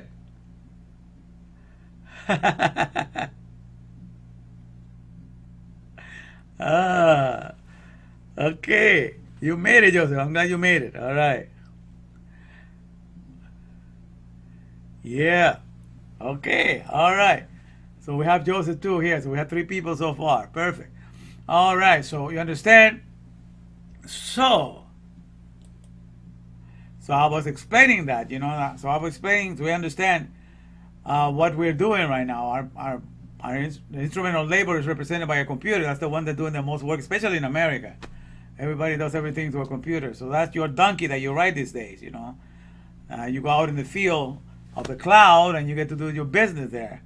And so that's the thing. But, but like I say, you got to realize that the one that is puny in Respirandia is far superior than all the monarchs and all the kings in all the necropolises. So that's what you need to understand. So each one of us are puny, and the whole idea is to understand that you are, if you are a poor and unapologetically needed Judevian, you made it, my friends. You have made it. You become at least what David says. I'm poor and needed, but the Lord looketh after me. The Lord watches after me. So that you understand, you are poor in the getting, but very needy in the giving. And the giving gives you a high. Put you way high up there with your Jehovah. All right? And so, let me explain this now, this part. Because this is the main part that I wanted to share today. Okay, because this is the title of my message. Let me see if I can share here. As you understand, the message here is finding the square power root of all powers here on earth by bringing fire from heaven. And that's F-I-R-E, from heaven. So I'm going to start doing this right now, and I'm going to explain it to you guys, because this is very good. You're going to love this. All right, let me just get you to this one here. All right. All right. So, first of all, there's the story, in 1 Kings chapter 17, verse 1, about Eliyahu, or Elijah the prophet. He's a Tishbite from Gilead. All right. So these are the three words by which he introduced in. Let me just get it there. If I hear Kings, First Kings 17:1. Now here, and Eliyahu, the Tishbite, was Tishbe, who was from the inhabitants of Gilead, said unto Ahab, as the Lord God of Israel liveth, before whom I stand, there shall not be dew nor rain these years, but according to my word. That's how Eliyahu is introduced. In chapter 17, which means the book of function. Number 17 is the book for good, for the numerology for tub. 17, numerology for tub, and numerology for functionality. And I think everything is perfect. I don't think God makes mistakes. But it's just the number one functionality that we need to have is to recognize the name of Elijah. Eliyahu, El means power, and Yah means God, or the Lord. So it's God, the Lord. Or it means power, the Lord. Okay, so he's saying, power is the processor of respirations. That's what the name Elijah means. The power is the processor of respirations. Okay, so when Elijah was able to get the whole people, all the people of Israel, to confess his name, because when he brought the fire from heaven, and it licked up the sacrifice, it licked up the dust and the stones and everything, then they say, the Lord, He is God. The Lord, He is God. All people, he began to shout the name of Elijah. They became one with the message of Elijah. So that needs to happen. So before you become one with your Maker, you need to understand and you need to become in agreement with the message of Elijah. The message of Elijah has to be established. All of us have to come into agreement that power is the processes of respirations. Okay, that means Eliyahu, the process of the respiration fusions. Okay, that's what power is. The process. So Eliyahu, so means Eliyahu, the process of. So the power is the process of respiration fusions. So that's the meaning of Eliyahu. So that's the name, Eliyahu. And the Tishbite, and those are the letters there. I will explain to you that the Tishbite, the Tab, the Shin, the Beth, and the Yud. Those are the four letters on that. And the Gilead, the four letters on that is the Gimel, the Lamet, the Ayin, and the Dalet. Okay? So we're going to break now. We're going to go into the nitty-gritty and understand that this is what we have to. So we're going to get right now, the title says, let's find the square power root of all the powers here on earth. Because this is the number one power that is running everything. Just like it says in Psalm 139, where can I run from the Respiropolis, right? Oh Lord, where can I run from the processes of the respiration powers? Respirandia is manifested everywhere. Where can I run from it? Nowhere. Okay, so that's what it's saying here. So I'm going to explain to you now this. So pay attention, because this is so good. So these are the three words we're going to focus on: Elijah or Eliyahu, what it means, and the Tishbe, and the Gilead. All right. Now let me take you to. All right. So Gilead, Tishbe, and Eliyahu. All right. So with the letters, Gilead is the Gimel, the Lamed, the Ayin, and the Dalet. Okay. Tishbe is the Tab, the last letter. Shin is the Shin here. The Beth and the Yud. Okay. And Eliyahu is just El for powers, and then the Yud and the Hey. You can put the Vav there if you want to, but Elijah. But what it means is here, when you break down this letter, because Gimel's careers or the life that you're going to live. So each letter was Gilead, Tishbe, Eliyahu. This is what needs to be done. This is what God has equipment to do here. This is the career for learning the observations for the administration of the agreed upon commitment to adhere to the blueprints, delineation of the power that comes from the processes of the respiration fusions. So, the word, the career for learning the observations for the administration, that's Gilead. The career for learning for the administration, that's all the Gimel. Learning is the Lamed. Observations is the Ayin, and the administration is the Dalet, because it's a gate for administration or governance. So the career for learning the observations for the administration, and then Tishbe is the word for the covenant or contract, the tab of the agreed upon commitment. That's what a contract is, agreed upon commitment to adhere. Adhere is the teeth that clasp, that adheres to something, that Shin, that adhere to the blueprints, because it's the Beth, it's the blueprints. Okay? The blueprints, delineation of the power of the delineation is the work that show you how it works, the hand that shows you that. So that's the hand of the blueprint showing you the thing. So the delineation is just the writings or the instructions of how to follow the blueprints of the power, and this is the name of Eliyahu, the power that comes from the processes of the respiration fusions. All of this is Eliyahu. So when you put together, it says the career for learning the observations for the administration of the agreed upon commitment to adhere to the blueprints, delineation of the power that comes from the processes of the respiration fusions. So that's what this whole channel, HDTV 28, aims to do. To establish you in that administration and to establish you in that career. All right, to enhance your awareness so you can grow up and connect with your universal body of Respirandia. All right. So let me show you here what I'm referring to. Okay. So last week, let me put it here. Last week I was explaining about the processes of a coal power plant. And I brought it together here so we can review that again.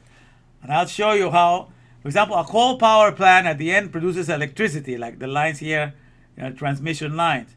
But it starts with what I call here, they got to collect the coal. And the best coal is the one that is pulverized, the one that is made into dust, because that's the one that produces the best effects. So they got to collect the coal, they got to pulverize it, all right? So they have to collect the coal and pulverize it, okay? And then they put it, in a boiler here, and then they lit it in fire, okay? So then it goes from dust to fire, or from earth to fire. See all the things that are found in our elements. And here, the water is used. Okay, the water power is used here because the water comes from all this reservoir, and that produces the steam. And so steam turns a turbine, which in turn revolves a generator, and this generator goes to a transformer, and this transformer goes to the transmission lines, and that's the electricity that you get. So you see here the stages of power going from different powers to different powers. Okay, so there's the heat, there's the earth that goes into the fire, that's the power of the heat. Then it goes into the steam, that's the power of the water. Then it rotates and it becomes electricity. The power of the friction of the rotation.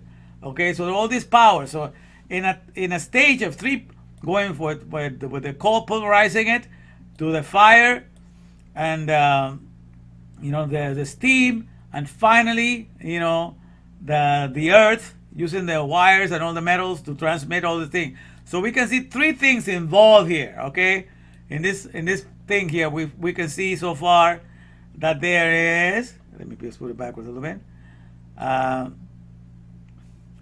Okay, so you can see that what's involved is the earth is found in there in the coal, the fire is found in there, and the water is found in there, and also the earth. But again, so the only thing that seems to be missing is the wind, right? There seems to not be any mention of the wind power. All right, no mention of the wind power whatsoever. But I tell you that without the wind power, without Respirandia, which is over all the wind power is found. Respirandia is our powerhouse, for the breath, because that's how we kept alive. Without the wind power, Respirandia, none of these processes will happen. Because before you get to pulverize the coal and get together into the other process, what has to happen? This is what has to happen. People that are the citizens of Respirandia, you and I that have the body of flesh, we got to go work in the cobalt mines. This is a picture of cobalt mines, of how they open up the ground to go dig cobalt. And this is a picture, I'm sorry, okay. Okay, and this is a picture of, this one here. This is a picture of a lithium mine. That's another thing that they pulverize and they make power out of it. So it's called, and this is a picture of a coal mine. So, interesting thing that I put here, number 19, because they cover 19 men. So what do we need in order to get all of this, to get going and to be able to collect? We need to have these two people here. Okay? These are power plants. Okay? Of the powerhouse of Respirandia. You and I are the little power plants, and we are activated by Respirandia. We are activated by the processes of respiration, fusions, enlivening powers. We are activated by Yuhevabe. So without us having to go there and work in the mines, and then take that stuff and take it in the truck, and then take it from the truck, take it from the place we get to pulverize it here, so that we can put it in the coal, and then from there we get to pass it on. And all along, there are people working from one process to the next. There's a people that are supervising it. There are people that are carrying the fire. There are people that are carrying the water. There's people. The whole thing is surrounded with the number one power source, which is the wind, which is Respirandia, the universal body of power that we have, that we all share. That is the number one thing that is missing. So the square root power, the square power root of all these processes is the wind power of Respirandia. You understand? So without it, it doesn't get anywhere. No cave, is digged. None of the soil is carried. None of the soil is pulverized. None of it gets to be managed. None of it gets to do anything. None of it happened. None of these processes of all the other powers that are transforming to different things ever get to happen without Respirandia, without the powerhouse of the Aleph, a universal body in which we live in. You understand? And that's what I dare you to tell me that I'm wrong. Because this is the whole idea in the Bible. The Bible is to show you something that has happened that may look like a miracle in necropolises. In the world of the dust, it looks like a miracle because it doesn't happen all the time. But it's pointing to a process that is a common occurrence in Respirandia. In Respirandia, this is a common occurrence. In this world, wherever we are power plants of the wind power, the major wind power of Respirandia, and as power plants of Respirandia, we do all the things for the mule. We do everything for the manpower of Hell economy. We are the number one source of power. All right, so at the end of the day, the number one source of power is respirandia. And that's to understand, so the whole miracle that was given of fire coming down from heaven, it was for God to show us the power that empowers everything is always coming from heaven because it's found in respirandia. And we are kept alive with every breath that we take. We are kept as thermal creatures, creatures that can produce heat with this body. So in this body, with all the things that we eat, we can produce heat. When you get those thermal goggles where you can see at night, you see people's body heat, the body heat. So there's a heat in our bodies produced. So if there's fire in our bodies, we produce heat, from the fire that we're breathing.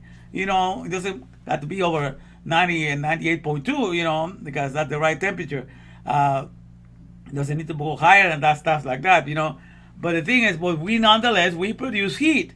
When you go to sleep and you cover yourself with the covers, it is your own heat that is keeping you warm because it goes out of your body and it bounces back from the blanket and it goes back to your body.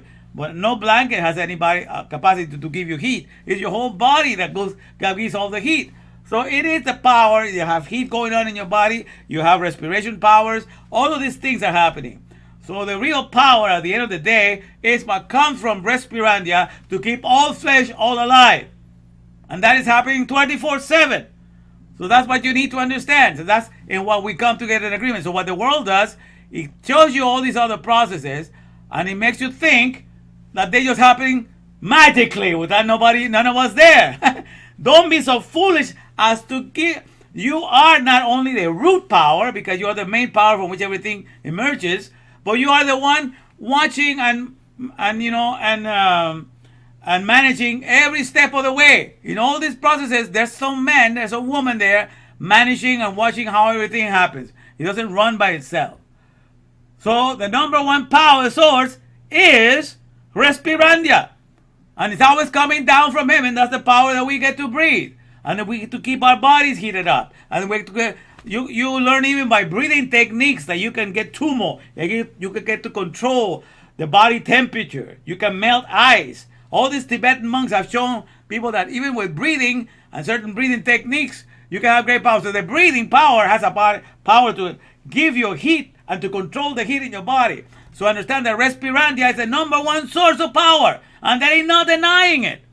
And so that was the whole idea of that miracle being done by Eliyahu, is to show, to have you see where is in this world in which this is happening as a common everyday occurrence. It doesn't happen in this world of the physical world, but in respirandia, our universal body of the powerhouse of all, the number one source of power for all of us, which is the wind power, that is happening 24/7. That's what's keeping us alive. That's the power that keeps us alive. And we forget. And therefore what happens, that's how the world steals away from you all that you do. None of the world will have anything done if it was not for the respirandia living in you and doing all the processes, to the wind powers, okay, to the Yuhevavian process. None of that will happen. So that's why I put here. So this is something that I put here. Let me put it up here. Yeah. What is the name of the God or Elohim who physically hides 24/7 right in front of your nose, and neither your physical eyes nor your Dosterian or necropolitan indoctrination can see him or perceive him if it's not Yud-Heh-Vav-Heh? Okay? The way other doctrines and other religions teach you to look at God is by just having you think that it's something up there in a la-la land, an imaginary land, that is someplace in heaven, and you're going to get to see him when you die. And so they do not allow you to see, because God describes himself in the processes. In the Tanakh or in the Torah, everything that God describes himself, or the 72 names that God gives of himself, is all about something that he's doing for you. Something that he's always doing for you. The Lord thy banner, the Lord that healed you, Yud-Heh-Vav-Heh, the Lord, I forgot all the names because I didn't have the list right now. But all the the processes that he's doing for you, the Lord that is healing you, the Lord that is guiding you, the Lord, that is your strength, and so all this different, it's all the processes of what he does, because those are all the things that he does when he goes inside of you. The air that enables you to do all these things. He heals you, repairs, restores, it refreshes, renew. All of these are the different names of Yuhevavi, are processes of what he's doing on a second by second basis to keep you with life and longevity, with health and longevity. All right, so this is how he reveals himself in the processes. That's why he's the God of tub, the God of functionalities. And so when you're not taught to look at things from the processes and the functionalities, you lose sight.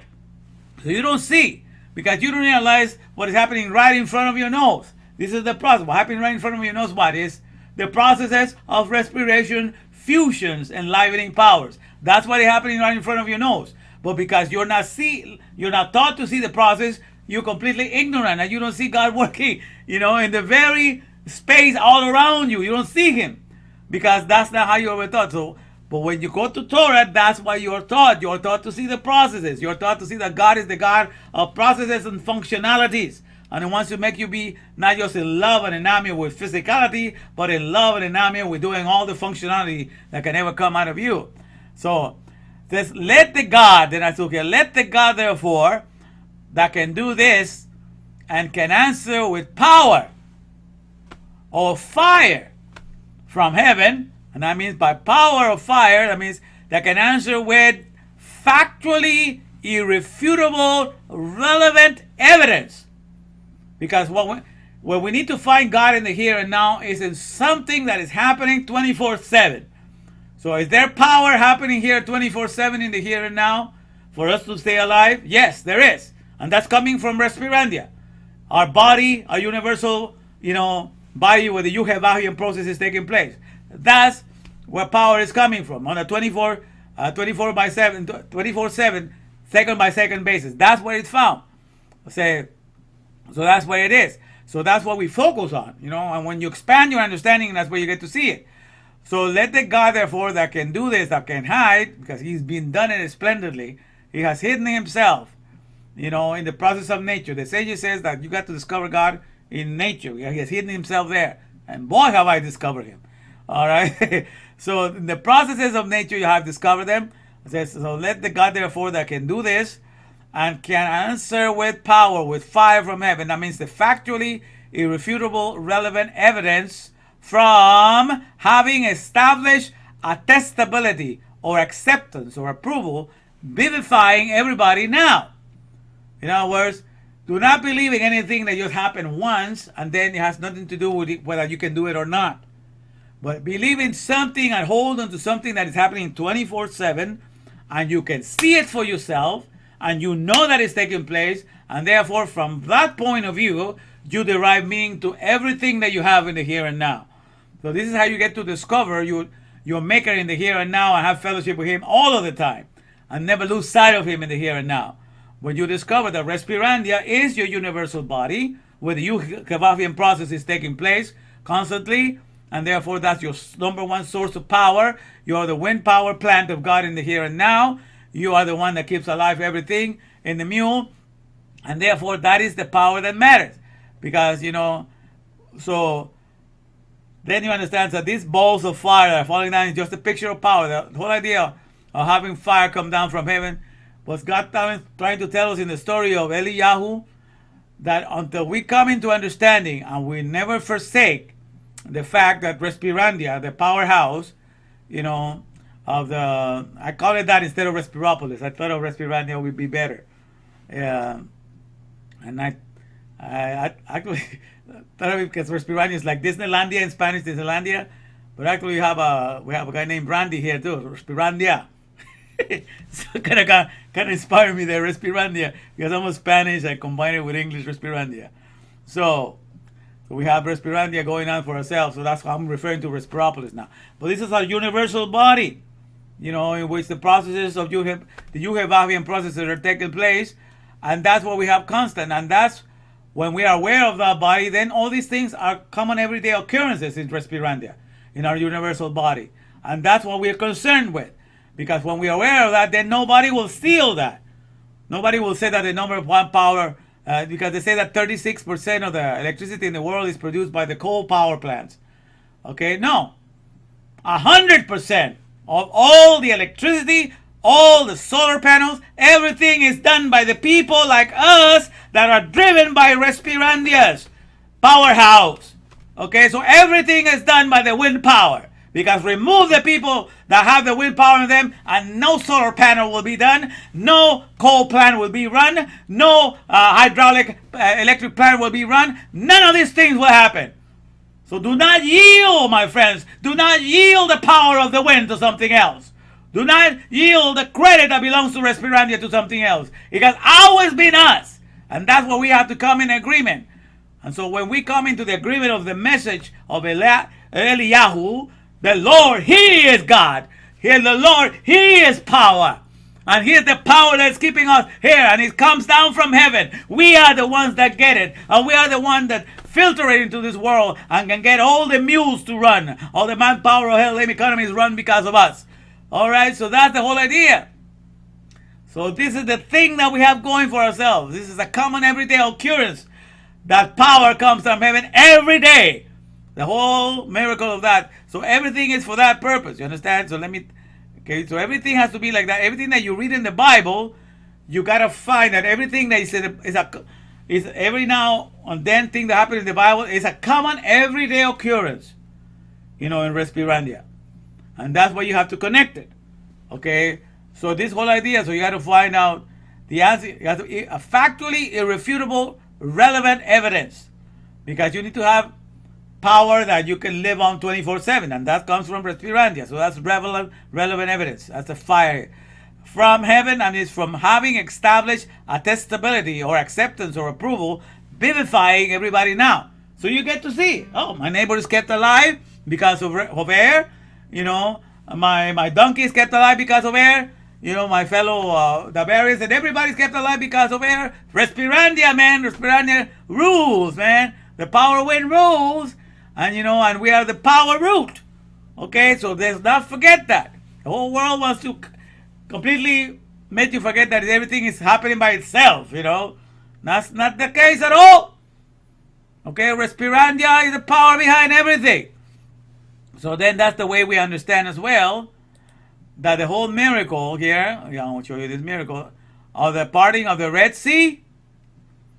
Okay, that's what I understand. This only happened on one occasion that we know of. All right, the parting of the Red Sea. Okay, that's when Moses, lifted up the staff. Behold the salvation of the Lord. It says, in the book of Exodus, chapter 14, I believe. So, what was that pointing to? Okay, so you have to take into consideration, because it says to behold the salvation of the Lord. It means something that's going to save you, something that's going to keep you complete and is always going to save you. What is the message that is happening 24/7 and it's relevant for the here and now? So then you break it down. What does the Red Sea means? So the Red Sea, for example, so when you go to Hebrew, the word red is not the color red, it's reed. Okay, which is the papyrus, where you make is a tree that where you make the papyrus from. Okay. And so that's the area in which a lot of it was made. So the reed is the papyrus, okay, where you make the paper from. And also from the reed, you can, at the beginning, you used to make little things, that there are little sticks, and that used to be, to write, with those little sticks. So you will make the pen to write with and the papyrus. And so what it's saying here, when you open up the roll, when you open up the scroll, when you open up the book, because that's how the books came, and the scroll that opened up. When you open up the blueprints, when you open up the schematics, when you open up the manual, that's when a company is going to be saved. That's when any country is going to be saved, when they live up to their ideals of what they're supposed to be represented. So when they open up the instructions, that's how everything is going to be kept complete. So the whole idea of this miracle is to point it to what is happening in the here and now, by which all companies get to be kept safe and wholesome and everything. So that's how you got to look at scriptures, my friend. You got to look at everything, all the miracles that happen there. You got to see where is this happening 24/7, and then you got to, to study each part of it, and then you understand what he meant by that. Behold the salvation of Yud-Heh-Vav-Heh. Okay, of the processes of respiration, infusion, light powers, because all the people that are going to be working in every company with manuals and everything, so that's why you see, you even keep a fake religion going that doesn't point you to the character of God. You can even keep it going like that. That's why I have everything in here. The people that go to school, that make engineering buildings, that create religions, people that do IT technology, all of that, people that do the space technology that wants to take us away from this world. All these things are done through manuals. And so when they open up their manuals, when they open up the scroll, that's the opening, that's the parting of the sea. Once the parting of the sea is open, once the manual is open, a company will be saved. Completeness will remain. Nothing will be lacking. So that's the whole picture of that. So you understand? That's how you have to look. So do not take as something. God does not want you to be enamored with a picture, because it's not a God of shapes or things. He's a God of functionality. He wants you to be in love with functionality. The functions that are taking place in the here and now. The tub. All right, that's what he wants you to be he wants you to focus on. So that's the whole idea of doing this thing, the opening of the Red Sea. So that's and also sending fire from heaven, or sending power from heaven to come into agreement with that. So that's what we need to come and to understand. Therefore, that Gilead Tishbi Eliyahu, which means the career for learning, the observations for the administration of the agreed upon commitment to adhere to the blueprints delineation of the powers that come from the processes of the respiration fusions. So that's all the name that it means. And so once we come into agreement with that, so my whole idea is to challenge you, to come and tell me that I'm wrong. I have told you today that the name of Elijah, that's the real true name from which all power comes to this world. Elijah, which means power is, the process of respirations, fusions. Power is the process of respiration fusions. That's Elijah. And that's the truest fact in this world. So we can come into agreement with that, when we can enter into agreement with the fact that that's the real true power in the world, and has always been, as long as there has been flesh, the Respirandia, the universal body of Respirandia has been the number one source of power that heats our body and does everything inside of us. We have all these processes happening inside of us and produces electricity, because our bodies, our cell, as mitochondria produces electricity. ATP is electricity. All these things, our bodies, the biopolis, all these things are happening inside of us 24/7. Our biopolis are so magnificent. Our living cities, each one of our cells is that. So you understand, all these things are happening inside of us, right? So,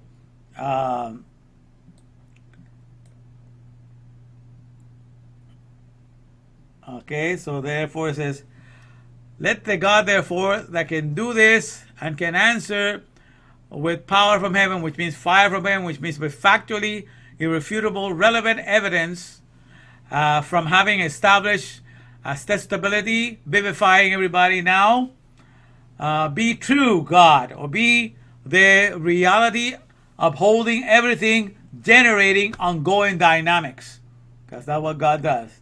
He upholds everything and he generates ongoing dynamics. Things are alive and kept going. All right. So that's the whole idea of teaching you these things, my friend. To understand, I want to put you back in the awareness. Understand? I want to put you in the awareness of your true body. Just like these people here, that I explained before. It's Larry Page and Sergey Brin, when they created Aleph Beth in October 2015, which became a company, umbrella company, to hold all the other companies under them, like Google and Nest, so they can put everything under one umbrella. And they probably not realize that Aleph Beth means father, because that's what it means. Aleph Beth means father or powerhouse. All right, but they did that. But what happens to their psyche? What happened to the soul of these people, Larry Page and Sergey Brin? Their soul is enlarged. They have more things under their care. They have more things that they're responsible for. They have more shareholders that they have to answer to. So they are aware of all the processes of these companies.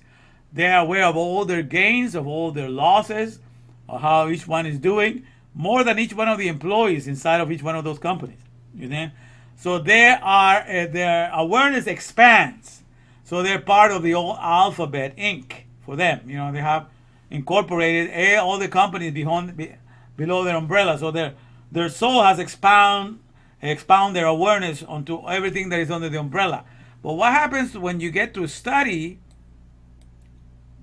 like I have for 40 years now, but since 2016 it's been all in Hebrew, that I have studied out this time, and you get to study this, then you get to encapsulate everything that is under the care of the powerhouse of all creation, which means Respirandia.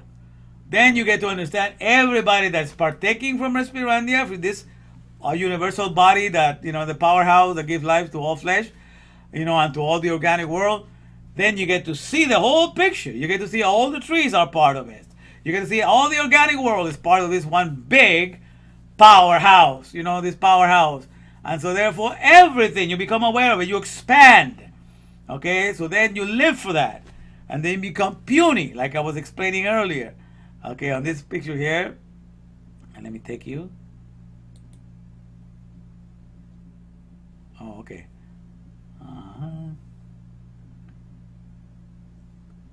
Okay, now let me take you out of this one, sorry. No, this one. Okay, yeah, let me explain on this one here.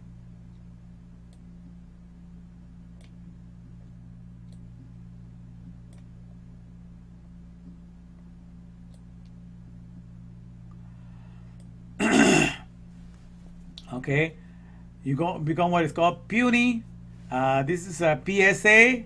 What I'm doing, that's what I'm calling what I'm doing here. PSA. That's usually people use it for a public service announcement. What I do with HGTV is called a puny servicing ATP. Okay, I want to finish with this one. Where puny stands for, this is a poor, unapologetically needed Yud-Hevavian. Okay, this is what I am. I'm a poor, unapologetically needed Yud-Hevavian. Servicing ATP. That's Aleph Tav powers. Okay, everything that comes from the Hebrew alphabet, Aleph Tav powers, to make you recognize and to hook you up with your universal body of Respirandia. That's what I'm going to be doing here. But like I said, I'm not calling myself by any great name or anything. I'm just calling myself a puny.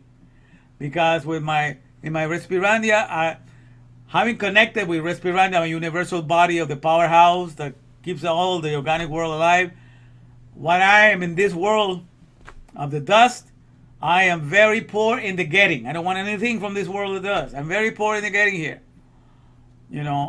But I am very needy in the giving of everything, especially in the giving of all functionalities for all physicalities.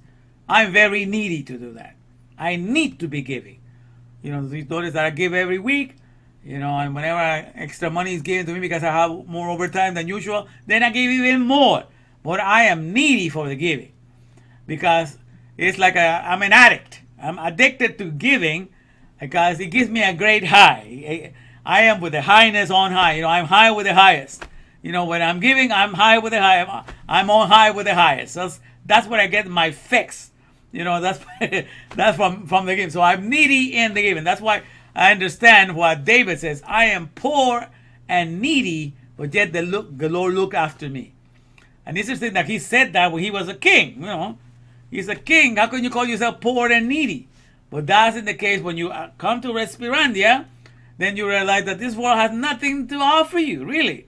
And whatever little things you have in here, you're grateful that, because if you're connected to the 300,000 edible plant, man, you have more than what you're ever going to need. But when you discover all the things, how perfectly you were made in your maker, then you just want to give his Chachma B'Nedah. You want to give his understanding. You want to give his knowledge. So all this part, all this stuff that I give, that I get carried away, and sometimes I preach 2 or 3 hours, is because I'm hooked. I need to be giving Chachma B'Nedah. That's where I get my high. You understand what I'm saying? I'm an addict. When it comes to the giving, because I want to be hooked up with the one on high. So that's the whole idea. So this is a PSM, means it's a puny servicing ATP. So a poor, unapologetically needed Yud-Hevavian servicing ATP. And where powers, as ATP powers, and where powers stands for published oration, stuff that I say, wisely expounding Respirandia's sustainability. Sustainability of your universal body, how it works, and everybody is working in it. That's the whole idea of my message, is to bring you into that awareness. Our goal is to elevate your awareness from just seeing yourself as a cell, that means a corporeal entity lavishing life. I gotta live here, I gotta work and pay for my bills, pay for my family life. So instead of seeing yourself as a corporeal entity lavishing life, you can become a colossal energy lavishing lover as you connect with the one and only body or universal body or powerhouse of Respirandia. That this whole organic world shares and have in common. That his whole organic world shares and have in common. That's what the whole organic world shares. We have this body. This is the body, the one body in which we are all one. Okay? So it says we are all in the one. So that means we are in Ehad, and where Ehad stands for exclusive crowning highness, or exclusive crowning Hashem, augmenting Nostarians. Because when he opens up your understanding, you no longer identify as a human being, but you know your aerial, because that's where most of the processes happen. You identify as a neshama, as a breath of life, and so your awareness of who you are gets to be augmented. You become bigger than what you ever were, okay? Because you understand, your eyes have been opened to the understanding of what your Maker made you for. All right, so this is the whole thing. So learn to ride the donkey, my friends. All right, don't let these computers of the world be riding you. And so all these things that I'm saying you here is part of the whole encouragement of being in Respirandia.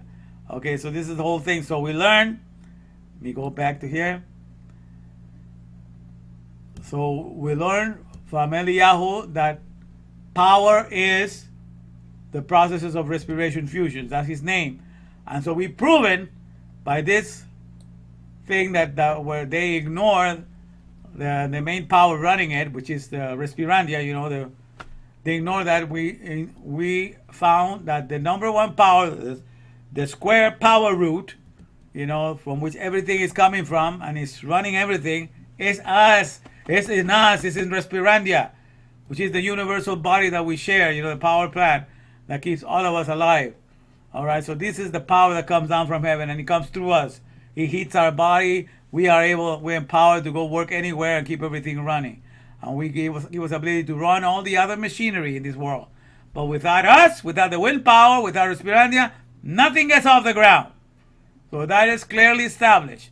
And I want you to come against me if I'm wrong and tell me that I'm wrong, because this is the heritage that we have had. We had always had it from day one. And even though other wicked narratives have come to try to steal our awareness from it, thanks be to you, Jehovah, that he's opening it up to us again.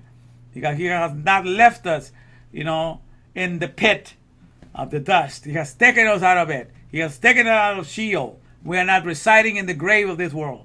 The world right now, by the message that I'm giving, they are being made silence in their graves. They cannot respond to that. This is too much wisdom for them, because they don't have anything to say about this. When they look at it this way, then they realize that the number power source of power comes from heaven, from Respirandia, that heats our bodies and enables us to be alive and to be able to work on all the other processes of powers that the mule has to occupy to run the mule, the manpower, health, and economy. So do not forget that, my friends. The number one source of power is coming from heaven, and it's found in Respirandia 24/7 in the here and now. And that was the whole idea of showing that, the factually irrefutable, relevant evidence from having established attestability, vivifying everybody now, or everything now. So we know that this powerhouse of Respirandia enables us to run this world of the mule and to run the necropolis of the world. They cannot do anything without us. So at the end of the day, Respirandia gets all of the glory. All right? And so the name of Elijah has to be established. Power is, Elijah means power is, the processes of respiration fusions. That's the name of Elijah, or Eliyahu. Eliyahu means power is the processes of respiration fusions. And that's the case. And that's what we need to come into agreement in. And that's the whole purpose of giving these messages, because when they confessed the name, when Israel was able to confess the name, that's when they went back to God again. Because they are reclaiming their true power. They are that true source of power. And that's the whole case with the whole world. But now this is going out to the whole world right now through the cloud. And as we're riding the mule in the computer, I'm making it available to the whole world. This is going. As I'm coming with my computer, I'm riding my mule, and I'm bringing this completeness. That means Jasha. And he's bringing victory. He's bringing completeness to you to make you aware of what is your universal body of Respirandia, in which you and I are part, only cells in it. Okay? We are colossal energy lavishing lovers, taking care of every one of us around us. Okay? Let's expand our awareness, my friend. So, Gilead Tishbi Eliyahu. Gilead Tishbi Eliyahu. All right. Okay, now let me see how we're doing here. All right, let me see you guys. All right. Oh, Gabriela, gusto de verla, Gabriela. Que Dios te bendiga también. Gracias por venir a visitarme. Gracias, Gabriela. Que Dios te bendiga. All right. So, yeah. So, it's interesting, huh? But yeah, so these are the pearls we're getting today. Understand the wisdom of God that is found in the scriptures? Woo! I would have never seen this, going to any seminary or evangelical school or anything like that. But Torah has opened it up to me, my friends. And it's such a rejoicing. It's so great. It's so beautiful. All right, so let me see how we're doing here. Rosa. All right, Brian. All right. Okay, so it says that we have 3 people here, but we'll see. So, let me see. Okay, let me see who reports now. Let's see. People say, here I am, because it's 3 people. So it could be a watch and win if it's only 3. If it's more than 3, then I have to ask questions. But watch and win if it's only 3. So let me see. Here I am here, Brian. Okay, Brian's reporting. Lasted until the bitter end. Okay, I'm here. Who else is here? Besides Brian. Who is out here at the bitter end? At the bitter end. Okay, Brian is here. Anybody else is here at the end? I want to see if there's more. Rosa is here too. Rosa made it. Rosa. All right, Rosa. Está con nosotros. Gabriela está con nosotros. Gabriela está con nosotros ahorita todavía. ¿Me está escuchando? Es hora de dar los premios. Estamos viendo quiénes están presentes todavía. Alright, so don't be shy and show yourself. Okay. Even if you're here, Randy, show yourself. And even if you want to take your prize, I split it among the other 2 people. It's up to you, but you can show up. Don't be shy now, everybody. Don't be shy. Who's the 3rd person? We have Brian and we have Rosa. And who else is there? Gabriela está con nosotros. Y aquí estoy para ganar dinero, porque estamos dando el dinero ahorita. Okay, Rosa, I'm very shy. Yes, okay. All right, so I have Rosa and I have Brian. All right. Okay. I know there's another person who wants to be is too shy. Yeah, doesn't want to show up. All right. Okay, I'm not okay. All right. Now, okay, if you're here, Joseph, okay. Okay, now Joseph, I'll give you a situation. So it's up to you. I know that sometimes you don't feel like taking the prize. So you want to take the prize or you want to share it today? The computer hit that.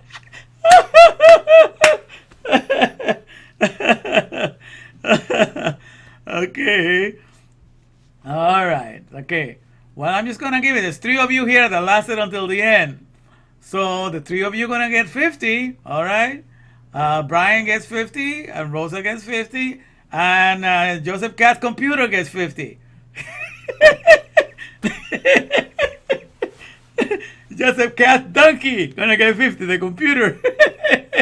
The Hemor. Joseph Cat is gonna get 50. All right. Okay. All right, you guys.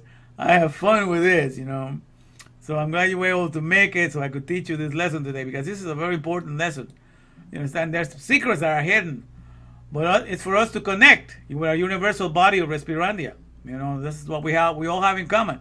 All right? And that's the whole beautiful thing, my friends. We have reached our Ahad. You understand? We have found out where our oneness is. And we can do the Aleph Beth Inc. right now. We can Aleph Beth incorporate into everything that the Aleph Beth is into. There's nothing holding us back now. You understand what I'm saying? So I'm going to get even more aggressive in my preaching now, because these things cannot be refuted. So I'm challenging every religion and everything out there to tell me that they have something better to offer, and something better to say, because I am exalting Yuhevav's name to the highest position ever that I think no preacher or anybody else has ever done. Because that's what he has equipped me to do, and that's what he has prepared me to do. And so therefore I am making it available, I'm making it possible, and all of us are enjoying ourselves in this process. All of us are learning, all of us are getting Hakma Binidah, all of us are moving ahead in this process. All right, like I'm saying, I wasn't able to share the other songs because this is the only place where the microphone is working, so I couldn't go to another place. But let me put some music from before that I shared before here. Let me see. Okay, let me see how we have here. What was this one?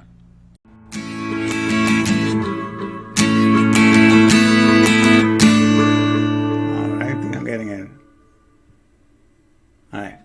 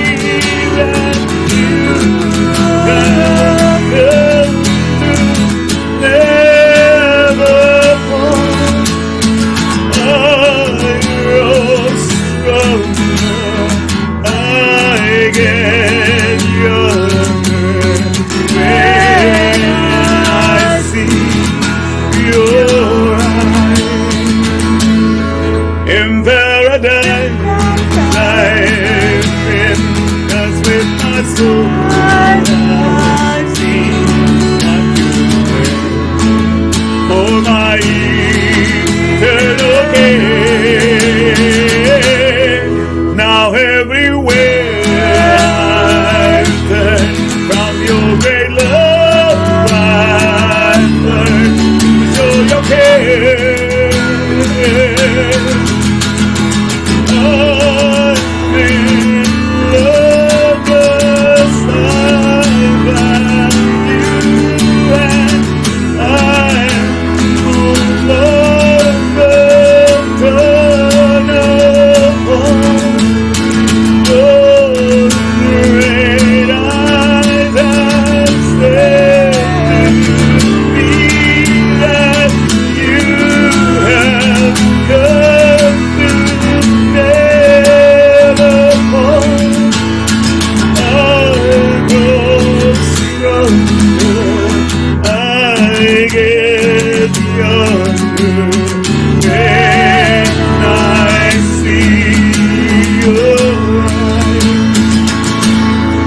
In paradise I've been, 'cause with my soul I see what you bring for my eternal gain.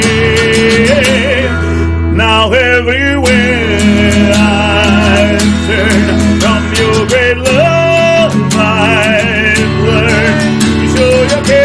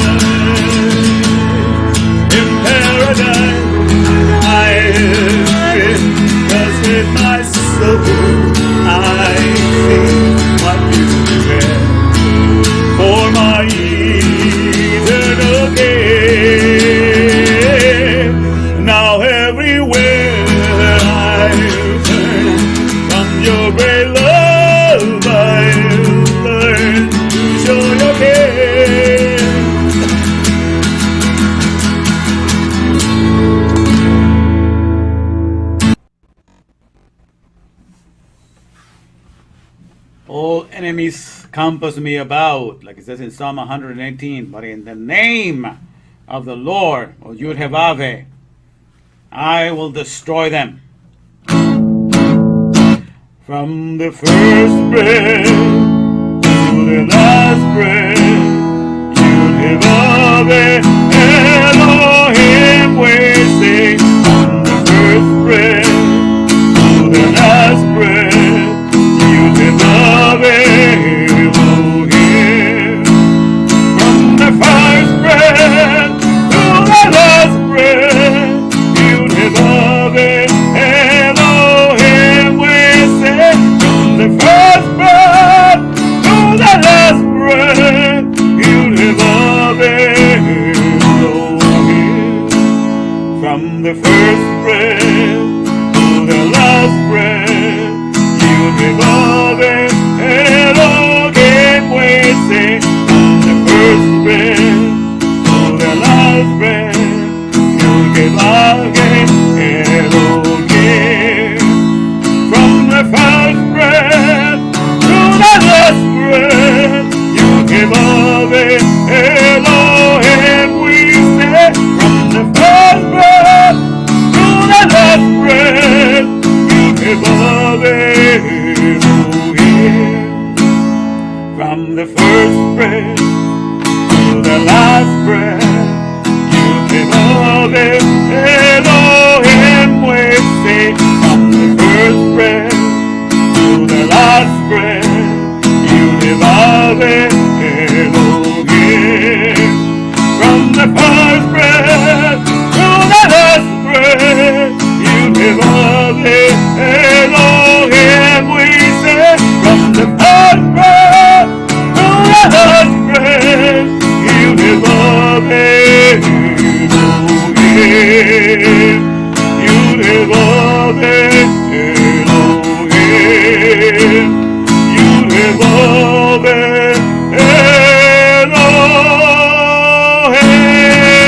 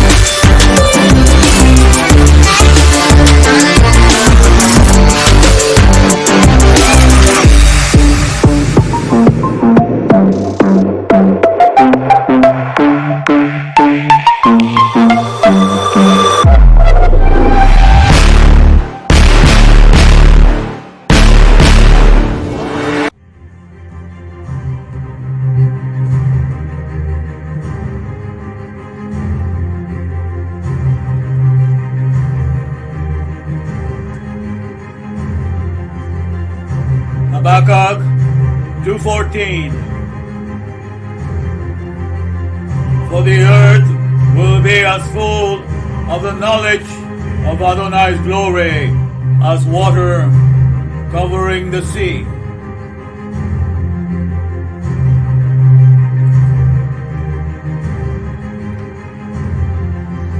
Here comes the name of Adonai from afar, his anger burning in thick rising smoke.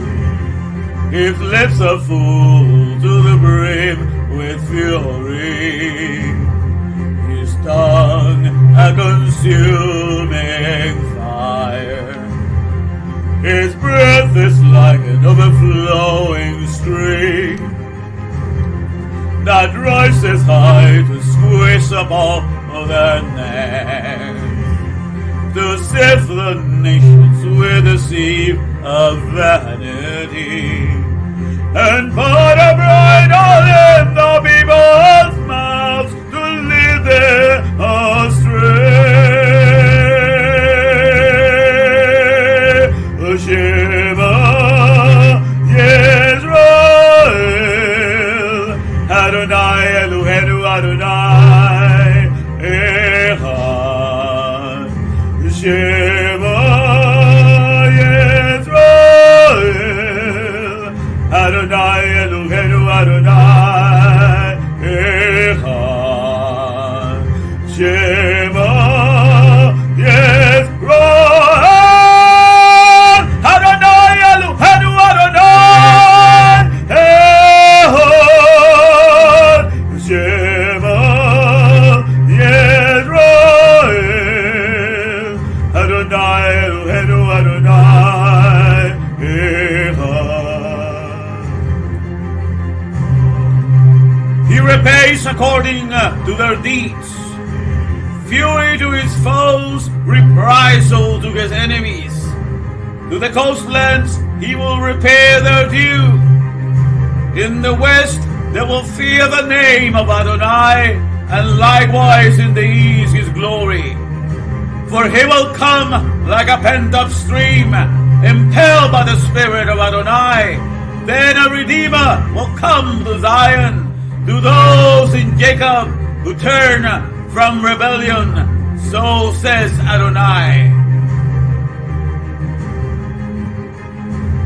Shema Yisrael, Adonai Eloheinu Adonai Echad.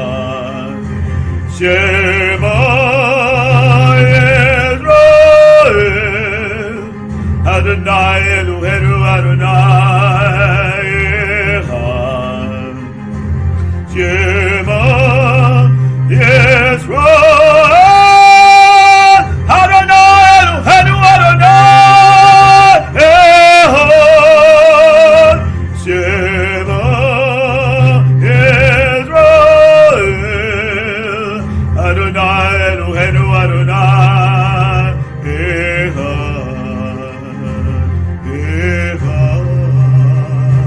Echad boy, Echad.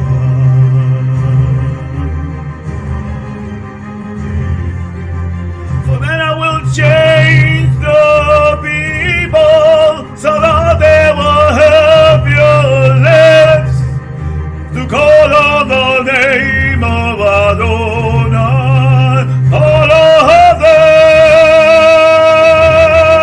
and serve him with one accord. And he shall judge many peoples, rebuking strong nations of old. The skill to destroy will be instant, peaceful joy. They won't teach war anymore. The Shema Yisrael, Adonai Eloheinu Adonai Echad. Shema Yisrael, Adonai Eloheinu Adonai Echad.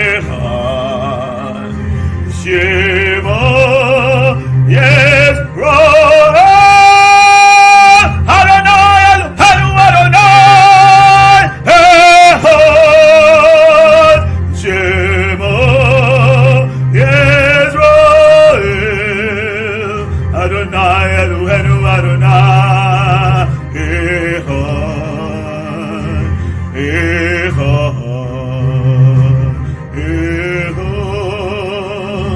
Echad ba, Echad.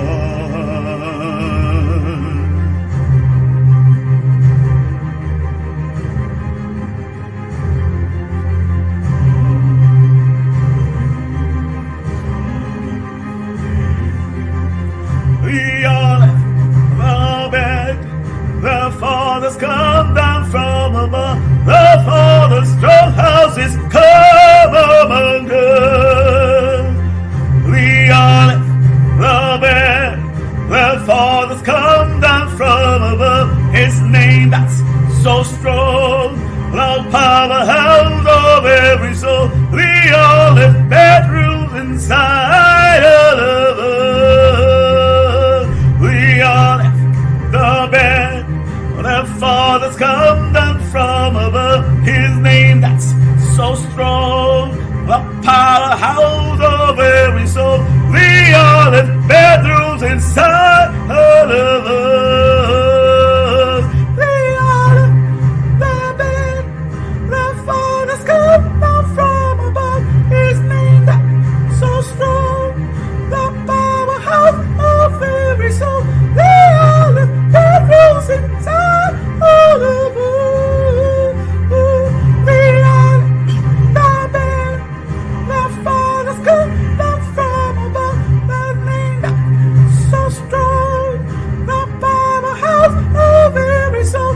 The olive bedrooms inside all of us. The olive, the bed, the Father's come down from above. His name that's so strong, the powerhouse of every soul. The olive bedrooms inside all of us. The olive, the bed, the Father's come down from above. His name that's so strong, the powerhouse of every soul. The olive bedrooms inside all of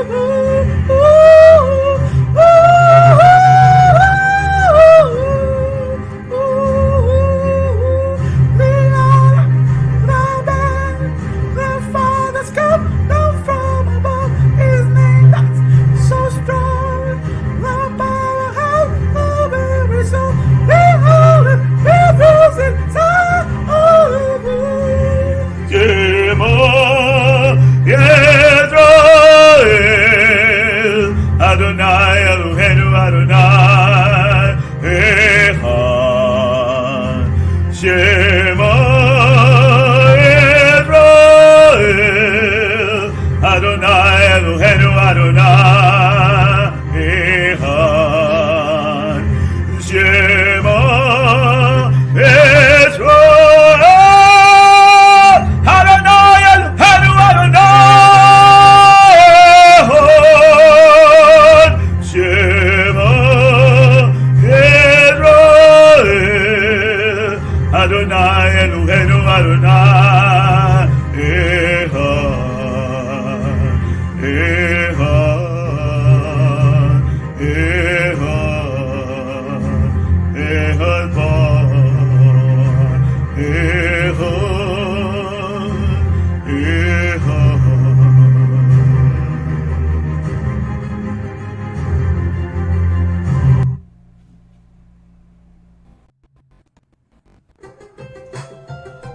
Pow goes the powerhouse, and the COVID-19 has come to deliver you from the empty land, from the ones who have been silenced to the promised land of the other bed, which is the original place for the soul of a man, where he can now get his jubilee and abide safe like he's never been in the power of the Father, in the powerhouse, cause that's what Word Electric, Double Electric, in the olive bed we're connected. Word Electric, Double Electric, in the powerhouse we're connected. Truth in the Torah where it is, that's right. And whether you like it or not, I just don't give a damn. Cause in this thing, the end is gonna be for sure. It's got a date before the song began to score. This ain't no lie, we about to fly. Cause in the truth there's nothing that can be denied. In the COVID-19 man is hooking you up to the other bed, to the powerhouse with you waving. The COVID-19 man is gonna hook you up, 'cause that's what World Electric, the electric, in the other bed we're connected. World Electric, the electric, to no one else I'm genuflecting. World Electric, the electric, to the powerhouse I'm connected.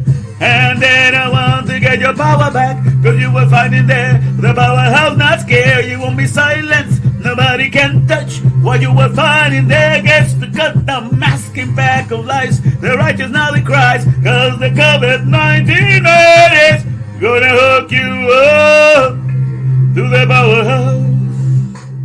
Leave the power show, ride this mule around.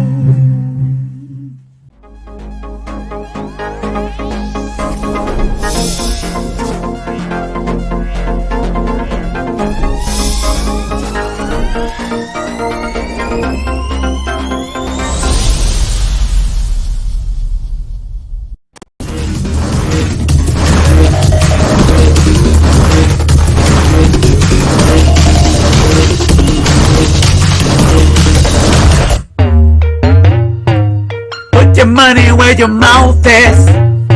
Show me what you can do with it. Put your money where your mouth is. Show me what you can do with it.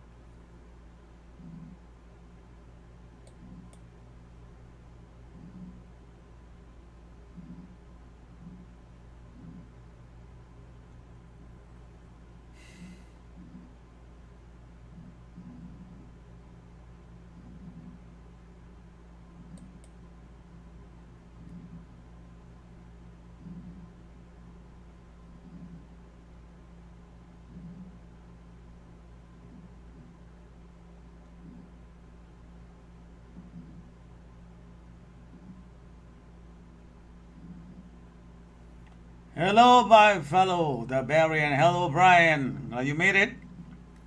All right. Let me see here. Let me share this.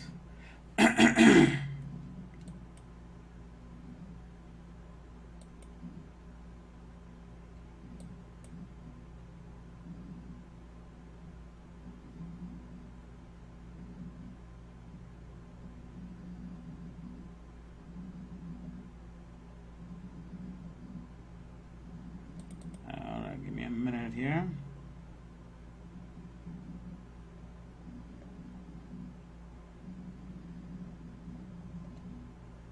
Alright, we'll try this one. I share it in the group, and I'm sharing with my wall time. Hey, Rosa, you made it. Brian, you here? Alright. Joseph, you made it too? Okay. It says I'm here, but I'm really not. Okay. We welcome you in spirit, Joseph. We welcome you. No matter how you can make it, we'll appreciate you. Alright. Okay, let me share this with my group. Alright.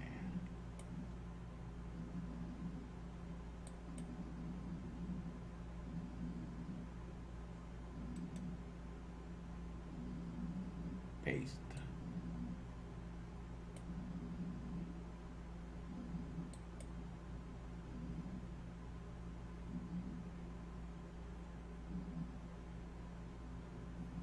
Alright. Share it there. And we share it in.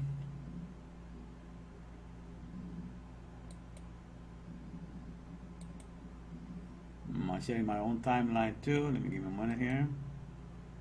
Alright. Let's see. Alright. Very well. Okay, I think I got that made. Let me try now.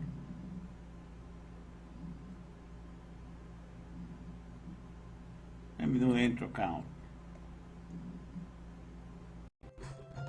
Pow, pow goes the powerhouse, and the COVID-19 has come to deliver you from the empty land, from the ones who have been silenced to the promised land of the other bed, which is the original place for the soul of a man, where he can now get his jubilee and abide safe like he's never been, in the power of the Father, in the powerhouse, cause that's what Word Electric, Love Electric, is the only best we're connected.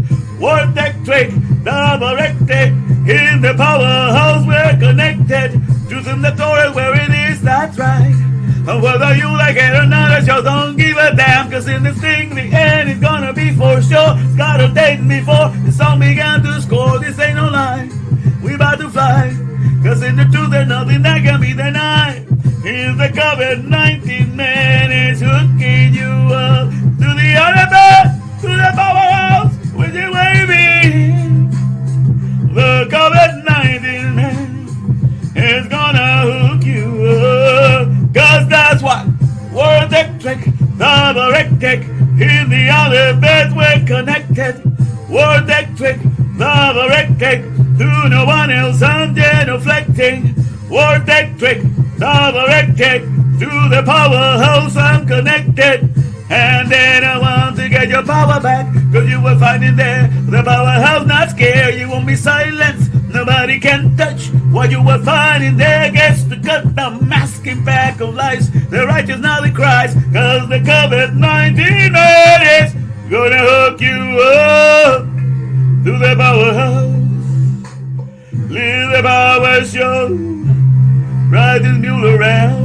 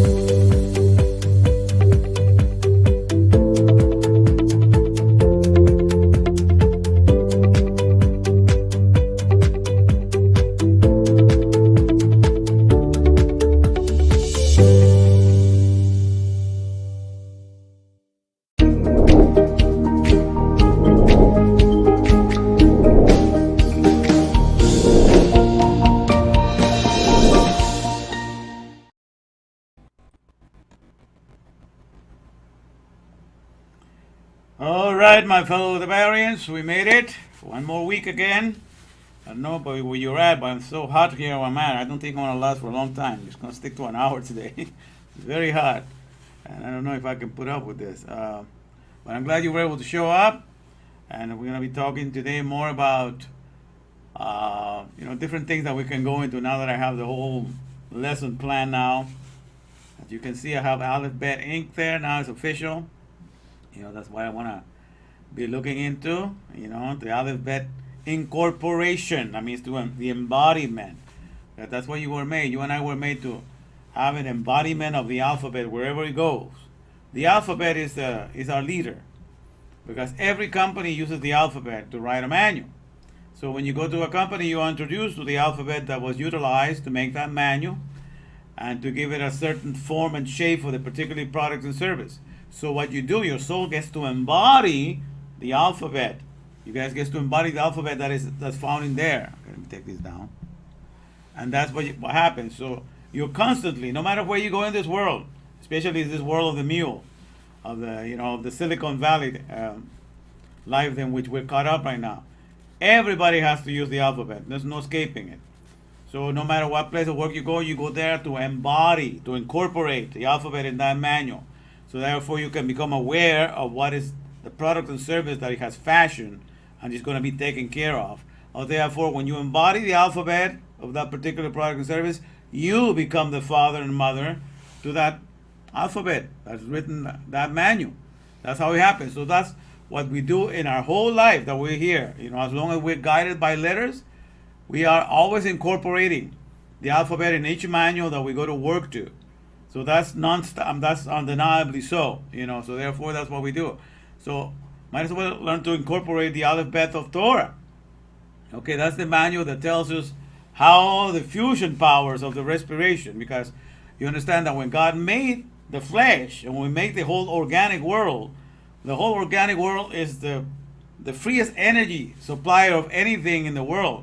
Because when he created the air, he created the sun, he created the water, all of this working together, they all produce powers and energies.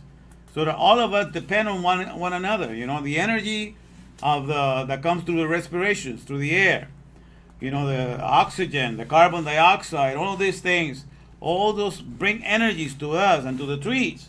And that's energies that come in, through way of gases. The energies that also come that help the trees through the way of the solar power, and that is the sun power, and that's the solar power and all of that. All these different energies that are taking place and are moving all our environment, okay? So all of us are kept alive with it. So at the end of the day, what God has created, when He created the organic world, He created an enormous powerhouse. Okay, it has powers of solar power, has wind powers, but which all of us are directly affected by the wind powers. Combined with the hydrolysis and the water that runs inside of us, and the skins are like little solar panels that receive the sun, converts the cholesterol in our bodies to vitamin D. All these conversions and all these processes are taking place. So the whole thing at the end of the day is this amazing power plant that you and I partaking in. And more people are like oblivious to that. They were not even aware that was part of the whole makeup of the organic world. They haven't even conceived the notion that they are participants in a majestic power plant of Yud-Heh-Vav.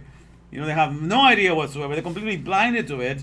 So therefore, when you have no awareness of that economy, because nobody talks about it, nobody points you to it. So therefore, you have buried your head in the sand. Literally, the sand is the silicon. You are after everything that's been made out of the dust and out of the products of the dust, and that's where your head's been buried, and that's all your preoccupation is caught up in all of that. And all along, while you're busy trying to pay your next mortgage payment, while you're busy trying to pay your next car payment, while you're busy trying to pay your bills and trying to pay your credit cards, and try to make ends meet in this world, of the Silicon Valley, while you're struggling with all of that, all along you're breathing in and out. You're breathing in and out. And in the process of breathing in and out, you're saying the name of Yud-Heh-Vav Elokeinu, because that's the meaning of His name. The processes or the processor of the respiration fusions enlivening powers. That's the meaning of each one of His letters. and then with Elohim, that means power. So the processor or the processes of the respiration, fusions, enlivening powers. So God doesn't have to have you say his name. He only has to have you act his name, because every time you breathe in and out, you're pronouncing the processes of the respiration, fusions, enlivening powers. Because with every breath that you take, you bring in life to your body, you bring in oxygen to your body, you bring in resurrection to the body of flesh, and every breath that you breathe out, you send in carbon dioxide, which is life for the plants, and vice versa. So we're collecting life from one another. We are all participating in this ginormous, fantastic power plant that people are completely oblivious to, and then don't realize that most of what in this whole world, even in this world of the mule, you and I understand that perfectly well. And in this world of the mule, you are known by what you are processing the most. That's why you give them the names. So every piece of everything that people do is based upon what they're processing. The engineer is because they're working on engines. The architect is because they're working on their houses. So whatever you get to process the most, they give you a title by the things that you process the most. A mechanic because he works most on cars. A computer technician because he works most on computers. So whatever you're processing, that's the name that you give yourself in the mule, in the manpower of hell economy, the Silicon Valley. So it's everything by the processes that you do, because at the end of the day, it's what you process the most that allows you to quote unquote earn a living, right? So God also makes himself known by the process that he does the most. And the process that he does the most is the number one process that nobody else can match him with, okay? You may be an engineer, but you only get to work maybe 8 hours a day doing your engineering task. You may be a computer savvy person or a computer programmer, but only the hours that you work at work, 8 hours, even part-time if you're getting good pay, that you do the coding. So it's only for a certain time of the day that you do your processes. But come, to Yud-Heh-Vav, the name of that is the name of a whole process that is taking place 24/7, and nobody else has yet to equal this process.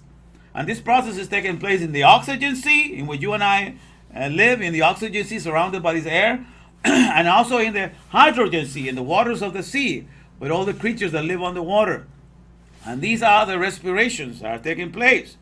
Okay, and these respirations, all these processes of the chemical fusion that are taking place within us, in which we blend what we get in and we send it out, blend it in to take care of something else. And we share, even the oxygen that we take, we don't take one fourth of it, and we share the other 3/4 with the rest of the species outside of us. All these magnificent things that are happening is God, Yud-Heh-Vav, his process is incomparable. It's matchless, because the process of respirations, fusions, enlivening powers, that happens 24/7, non-stop, from the very beginning of creation. He has never stopped up to this hour. And there's nobody else doing that process for us, only him.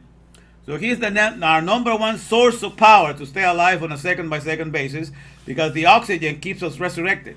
It's the true resurrector of the body of flesh. All body of flesh, and even the insects, they breathe to what are little holes in the abdomen called respiracles.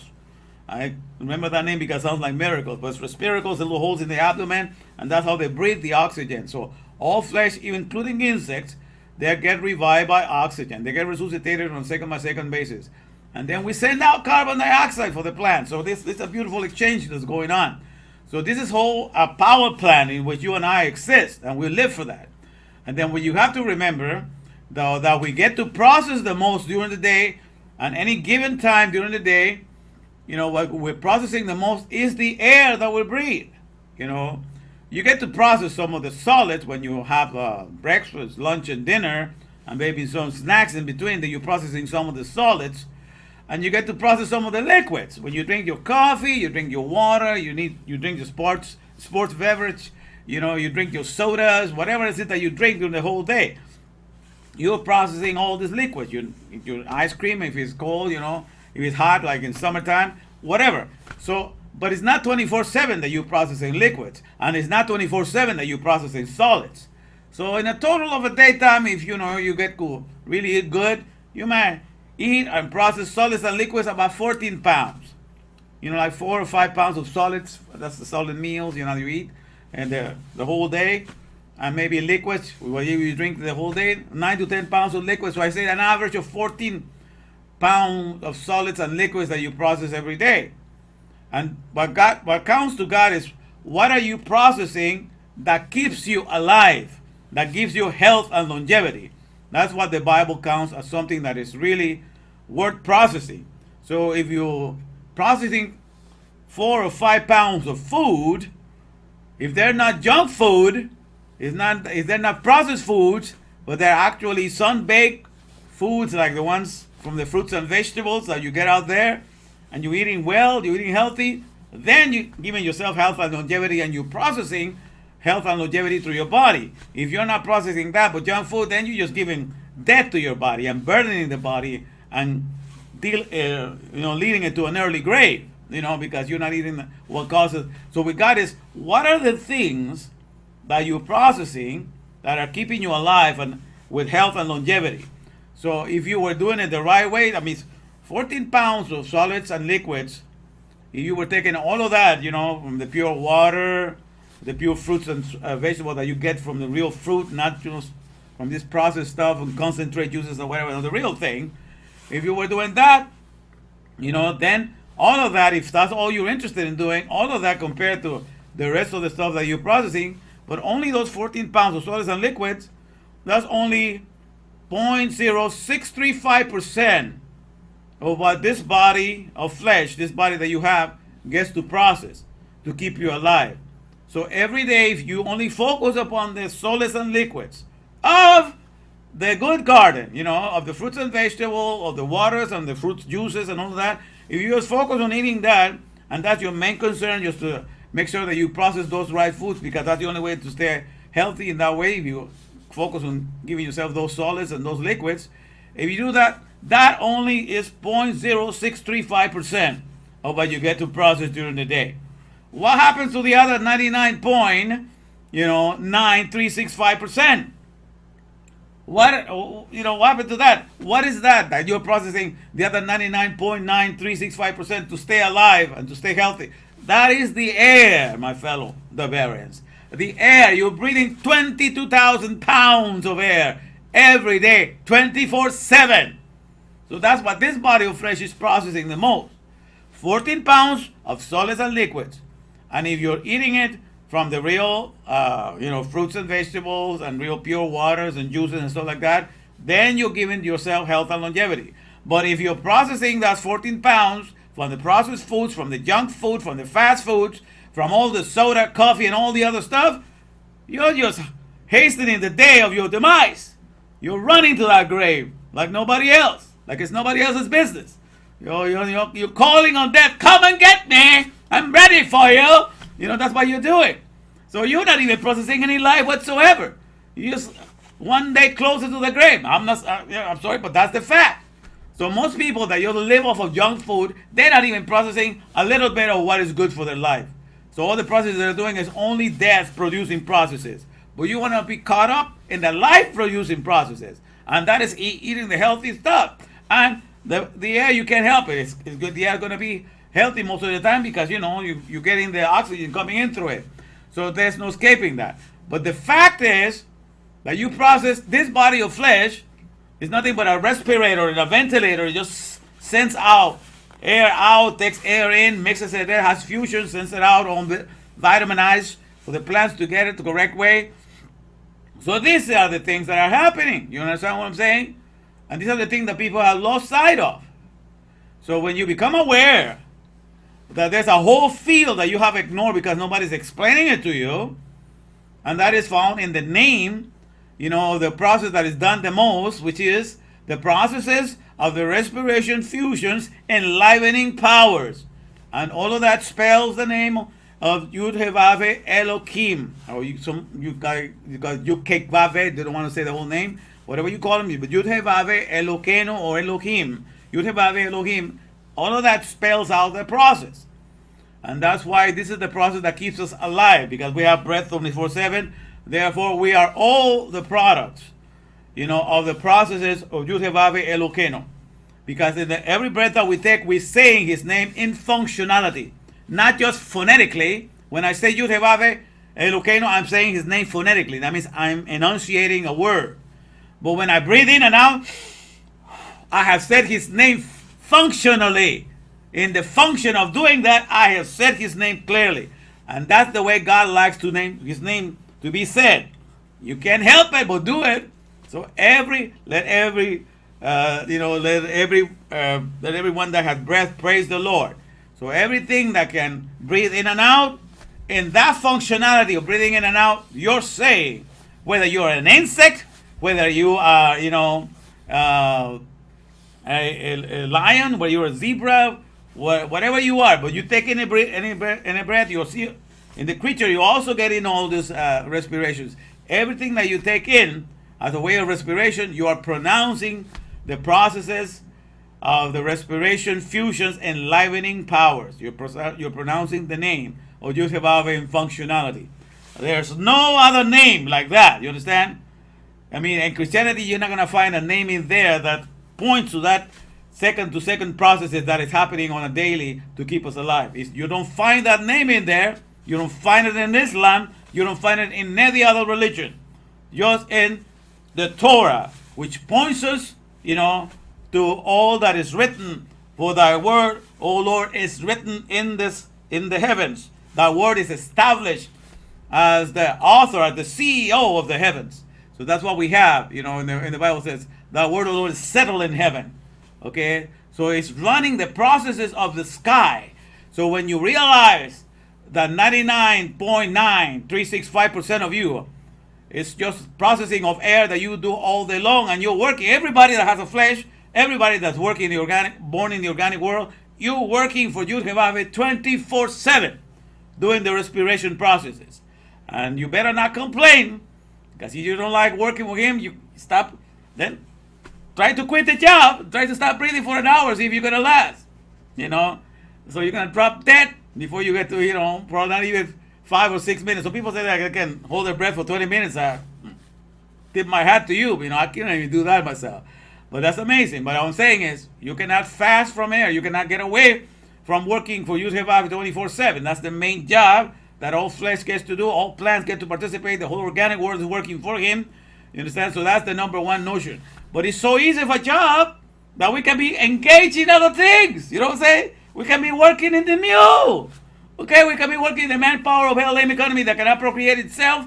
And we can forget so much about all that we're doing for Yud-Heh-Vav that we can engross ourselves and engage in all the activities, and then be thinking about the next bill to pay, be thinking about next vacation to have, be so engrossed in it that we forgot the many processes that we do it. All right, but that's what I'm trying to do. I'm trying to wake you up to your reality, to make you understand what we have in the here and now. All right, let me put you here, my friends. Let me take you to the main picture that I have here. Let me see. All right. So that's what I'm talking about. Aleph Bet Inc. At the end of the day, we need to incorporate what the alphabet is doing, because you even do it, in the world of, the world of the mule, the manpower held them economy. That's all the technology that we have nowadays that cannot procreate itself. All right, so this is the thing. So I call it the Aleph Bet Inc. That's for the alphabet in Torah, and it's called the Aleph Bet Incorporation. So all the stuff that I taught you when I give you all those letters is to bring you to this. You and I are participating daily on the alphabet or the Aleph Bet Incorporation. If you're not in the Aleph Bet of Torah to understand the mindset of your Maker and to rejoice in seeing creation the way that he sees it, like he has shown me how to do it for myself now. So, then your joy, if you're in his mindset all the time and you see how he runs everything, you know the ins and out of his power plant, of this whole organic world. Is a power plant. It's an electric plant. It's an electrifying plant that sustains all these species. Everybody participates in working for it and receiving benefits from it. Everybody's generous in it because they give away most of what they receive. So the Respiropolis, in the area of the sky, so what is in the celestial, all the respirations taking place, that's where you and I, my friends, that's where you and I can find the most spiritual, because spiritual means air, the most spiritual, best version of ourselves. It's found not in the Silicon Valley, not in the body of on the mule, because in the mule we're struggling to make ends meet. But we automatically, the way that our body has been configured, in which the oxygen that it gets, it only takes 1/4 of it, and the other 3/4 it shares it with its environment, it shares it with the other species. Imagine how generous we are with the oxygen. And so we are with everything that we take. We just, whatever is not needed, we send it out to other species that are going to need it. So in the Respiropolis, man, we're so generous, we're so giving, we are producing electricity for all these species. Man, we are like no other creature has ever been. You know, in the world of Respiropolis, that's where you find the most spiritual, best version of yourself. Well, because you don't study Torah, you are not enjoying it like I am. You know, I know what is best spiritual, the most spiritual, because it's mostly air. That's what I'm processing the most. And spirit means ruach, which means air. So where can you find the most spiritual, best version of yourself? In the world of Respiropolis, in all the processes that you're doing. Okay, and that is happening inside of you because your body is processing all this air. You know, brand new air that's coming in and out. It doesn't hold it for too long. It just goes in and out, in and out. But in the process, it's sending energies, receiving energies, and sending them out left and right. Imagine that. We're so generous in the, you know, as in the world of Respiropolis. Okay, so that's the thing that we need to remember. So, okay, so the whole idea was to teach you this. So the whole idea of breathing, you know, is because when you breathe, the air that is coming in is incorporating itself in you. You know, the oxygen that comes in goes to go into every part of your being, goes into every cell. Like I say, every cell is compared to what I call a biopolis. Those are the cities, living cities that God builds with the oxygen base. All cells are like a biopolis, living cities for all the structure that is set up and all the way that it runs. It runs like a city, but it's a living city because it doesn't burden mankind for it to run itself. So all of us have these 73 trillion cells. So that's having like 73 trillion biopolises, living cities within us. All right. And so that's what we have. And it's all oxygen based. And the oxygen is able to keep this going 24/7, you know, nonstop. And so every time that we breathe in, you know, the air is going in to penetrate every little nook and cranny of every cell that we have inside of us. Everybody gets something. Imagine, that's 1 second. Oh, whew, it spreads out. Everybody's energized, you know. And the cell is working and creating ATP, which is the, you know, because the mitochondria is the powerhouse in each cell, and each cell has 200 powerhouses. On all this energy is being created, and that's the fuel that keeps you going on a day-to-day basis. So it's fantastic. You know, what's taking place in the biopolises that you have going for yourself in the here and now within you. And that's what the Torah is all about, describing the inner processes. Just like any manual of anybody that has made something tells you the inner processes. So the Torah describes you the inner processes of the whole Respiropolis systems and how you and I participate in it and how you and I are partakers of all these benefits, and we also are generous in giving all those benefits away as well. So there you find the best version of yourself, you understand? And so when the air comes in us, the all-inclusive resuscitator, I call it AIR, when it comes in us, what does it do? It incorporates, it penetrates, it has complete intimacy with the whole of our body, and it re-energizes, and it takes all the things that we can contribute, and it takes it to another species. So this is the great, you know, equalizer in the sense that it keeps us, all of us, getting all these riches. Because for us, the worm creatures, where oxygen is the number one source of life, that's the number one currency for us. Because without it, we drop dead. So the number one currency. So it's incorporated into us. So that's what we're called to do. When you have a soul and you understand the words, you go to work and they give you the manual for what reason. So you can incorporate the product. So you understand the in and outs of the product. And you can build it from the ground up. You know, you are the whole creator of it now.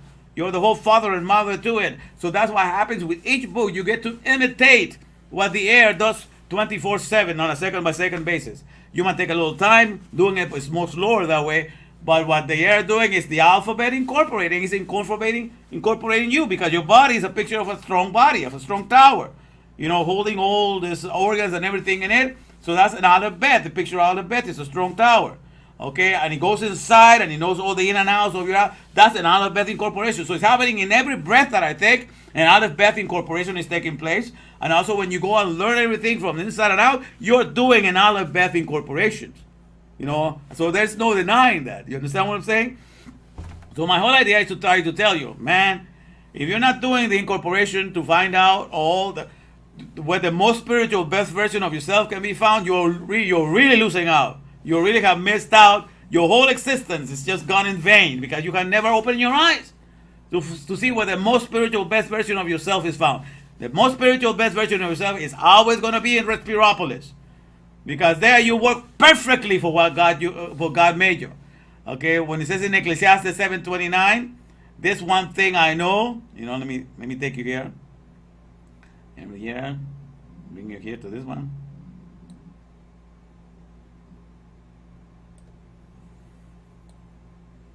All right, let's see here. Ecclesiastes 7:29.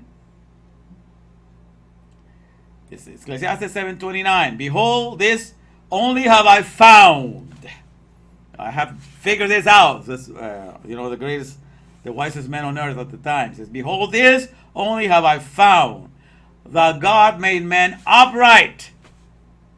That means that he was perfectly made for something that he made it for, and that is for himself.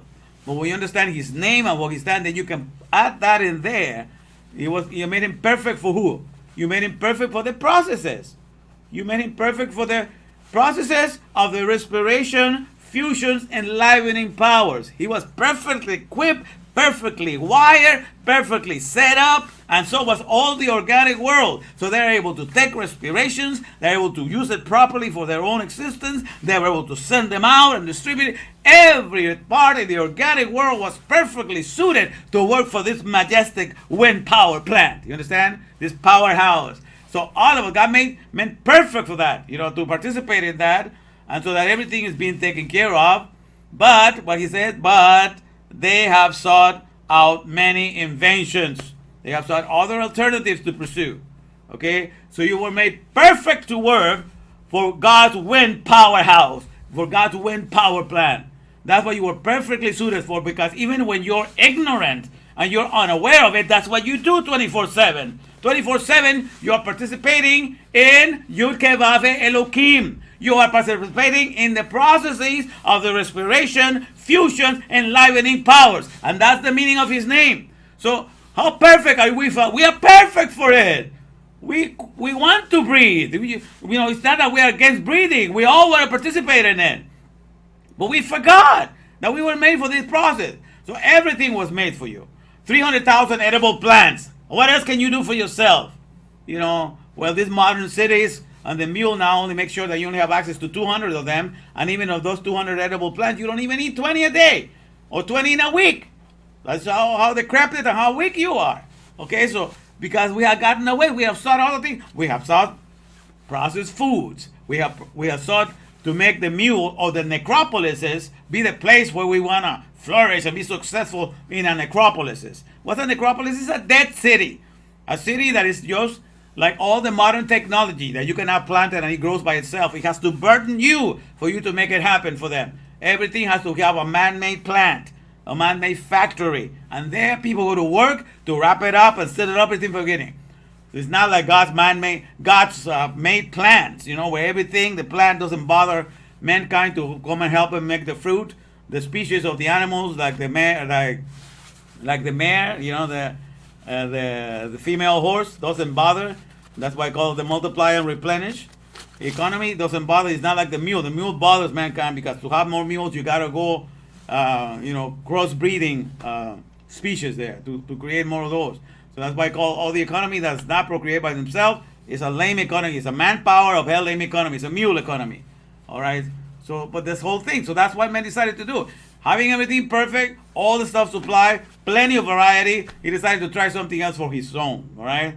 But we're gonna see how he gets to transfer, because the number one source of power in the world for all flesh and for all organic world is the wind power. Is the wind power, because some receive solar power, but the sun is just there 12 hours of the day. But you stay alive while it's dark because you're still breathing. You're still breathing. So the wind powers are keeping you alive 24/7. So that's the number one source of energy. Okay, is the representation of the name of Yud-Heh-Vav-Heh. That's the powerhouse that we were created to be. Okay, and where the processes of the respiration, fusion, and enlivening powers are taking place. And so God named himself by the process that he does the most to keep us alive and to keep all his organic world alive. and therefore there's nothing that compares to that. Nobody else has a name that's comparable to that. That's why his name and the mention of his name, that's what it says. That's the name to which every knee will bow. I'm taking that from the Old Testament, from the Tanakh. It says that to his name every knee will bow and everybody will recognize, because that's what I'm bringing now. Tell me the name of your deity you believe in. Tell me what your deity stands for in your religion. Is it doing what this one is saying in Torah, that he is the processor? And in Torah, it's what you are is what you do. If you're the processor, you're doing processes. If you're an engineer, you're doing engineering. If you're an architect, you're doing architecture. If you're a mechanic, you're fixing cars. So what you are is what you do. Okay, it's one or the other. So that's why the book of Hadabarim, the book of Deuteronomy means things or words, because the word and the thing are one and the same when everything is working according to specifications and according to the right definitions. Okay, there's no division. So it's the processor of the processes, which is one and the same, because the processor gets to process. The processor of the processes of the respiration fusions, enlivening powers. That's what is taking place in this powerhouse, which means Aleph Bet. Aleph Bet means powerhouse, and is incorporating all of us.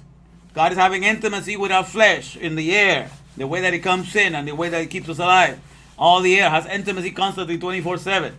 All right, and when we are working to get to know the in and outs of every product and service, we are having intimacy with that product 24/7, because we know how to build it up from the ground up. Okay, so that's the whole idea. So God made man perfect.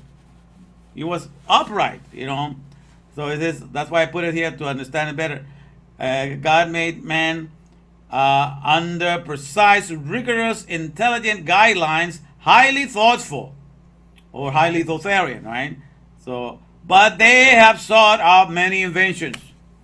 In other words, after you came into this existence, as you walk into God's power plant of this Respiropolis power plant that He has, then you become aware, man. All He wanted you to do, just go make more power plants. Go make more power plants. Make as many, because that's how you work with me. In my Respiropolis, you can make more power plants. You procreate. Replenish the earth with power plants. He told the animals, go make me more power plants. Everything is a power plant. Everything is giving energies. Even the fruits, something may be an apple tree, but also a power plant, because it's sending energies through the circulation of the air. No matter what it is, a pineapple tree is also a power plant. Everything, even us, we're power plants. We're producing energies. So everything is a power plant. So it's an enormous, enormous powerhouse that we exist for.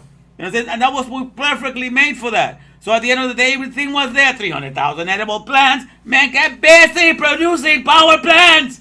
You, the animals, do it. You, the insects, do it. Give me more power plants. I'm going to make you so you can participate in that. So you can make it easy. But no, let me try something else, right? Let me go lower myself and make myself look stupid, trying to make something that is of less power, of less ability to procreate itself. Let me make an economy that is a necropolis. It's dead because it can do nothing for its own. I have to be there 24/7 to be able to make it work, to be able to provide power for it, to be able to keep it running. And now I'm going to be proud if I accomplish something in the necropolis. What a way too stupid way to go. But that's what happened when the people do not know, and the way He set it up. So that's why it says we were made perfectly for this, but we forgot it. And we went our own ways trying to find out something else to do. And so let me put it here today. So that's how everything was in the beginning. In the beginning, God created, all right? God created the heavens, and the earth, and the waters were there, and the Spirit and the Ruach move upon the face of the waters, and out of the waters all these things came and so forth. That's how everything was in the beginning. And so in the beginning, when you read the Bible, when you read the Torah, the first 28 letters, of Torah in Hebrew, which is translated in English as, in the beginning God created the heavens and the earth. All right. But when you read the original one from Torah, you'll find out that in the beginning, I'll show you here. The good thing I have these power pages where I can go all over the place now. Let me show you here. So this is, all right. So here we go. So these 28 letters that appear there, in the beginning God created the heavens and the earth, there are 28 Hebrew letters, okay? And if you study Torah long enough, you study Solomon, and you study the book of Proverbs, study the book of Song of Solomon, study the book of Kohelet, of the Ecclesiastes, you'll find out why he made each one of those books. Proverbs was made to honor wisdom, okay? Ecclesiastes was made to honor Bina, understanding.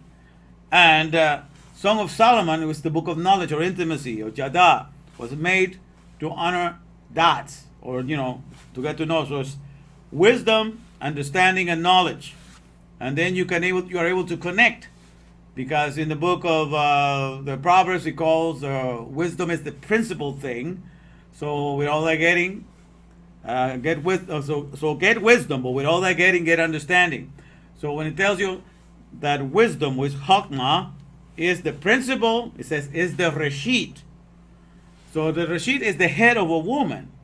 So when it gives you the clue in the book of Proverbs, it tells you that Chokmah is the Reshit. So then you take that and you go to the beginning, and then you say when you read Bereshit, okay, which means in the head of a woman. That's literal translation, because it's Beth is the in, for the word Beth is in, and Reshit is the next word that follows. It's the word combined together, Bereshit, which means in the head of a woman. So, but it wasn't translated directly like that, because people just want to put men always on the scene, and they will not sound. People are raised to be so male oriented, and they don't want to give too much credit to a woman. They will go against the grind for them. But the fact is that that's the way God wrote it. In the head of a woman, Barad is created, Elohim, 8 Shamayim and 8 Eretz, created the heavens and the earth. But the way follows: in the head of a woman, created powers, created powers made the heavens and the earth. Okay, so that's how it is, literal translation. Okay, but they don't want to put the head of a woman, but the head of a woman is referring to wisdom, because wisdom in the book of Proverbs is personified as a female. The female aspect of God, has all the wisdom on there. The feminine care touches where, so in the wisdom of God, that's what I'm saying, in his wisdom, created he powers and faculties and skills and abilities to be able to put together the ceilings and the ground, to be able to put together when you build something, you create everything from the ceiling to the ground. And he says he did it from A to Z, and that's an ether that is missing, in all the other Bibles. And I put it here. That's the Eth, this Eth, it appears in the Torah, the Tanakh, for 7,302 times, but in the English Bibles, Spanish Bibles, and all the other Bibles, it doesn't appear a single time, because it says that's untranslatable. So they're missing out on that. So, but these are the things. But that's the ether. The Aleph to Tav means know everything from A to C. When you know everything from A to C, you have incorporated. You have become one with it. You know how to make it, renew it, refresh it, restore it. So that's the whole. But the emphasis of having that is telling you that you have to incorporate everything, not to look at nature just for how beautiful it looks, but what are you doing to keeping it pristine, to keeping it brand new. And that's when you incorporate in the understanding of Yud-Heh-Vav, in his name, and the economy of the greatest powerhouse there is, which is in Respiropolis. And when you find all of that, you try not to do anything to harm the balance that exists in this beautiful, pristine environment of the pure air, the pure water, and all the things that are happening in this power plant. You see, when you walk away from it, then you are completely ignorant. And that's why the Bible says, my people perish, or my people are dama, or they are silenced, because of lack of knowledge. They don't know this about themselves. They have forgotten what they were made for. And therefore they're caught up in the mule. And that the whole existence is just based on the awareness of that 0.063. And that's not even 0.065%, because a lot of them are eating junk food.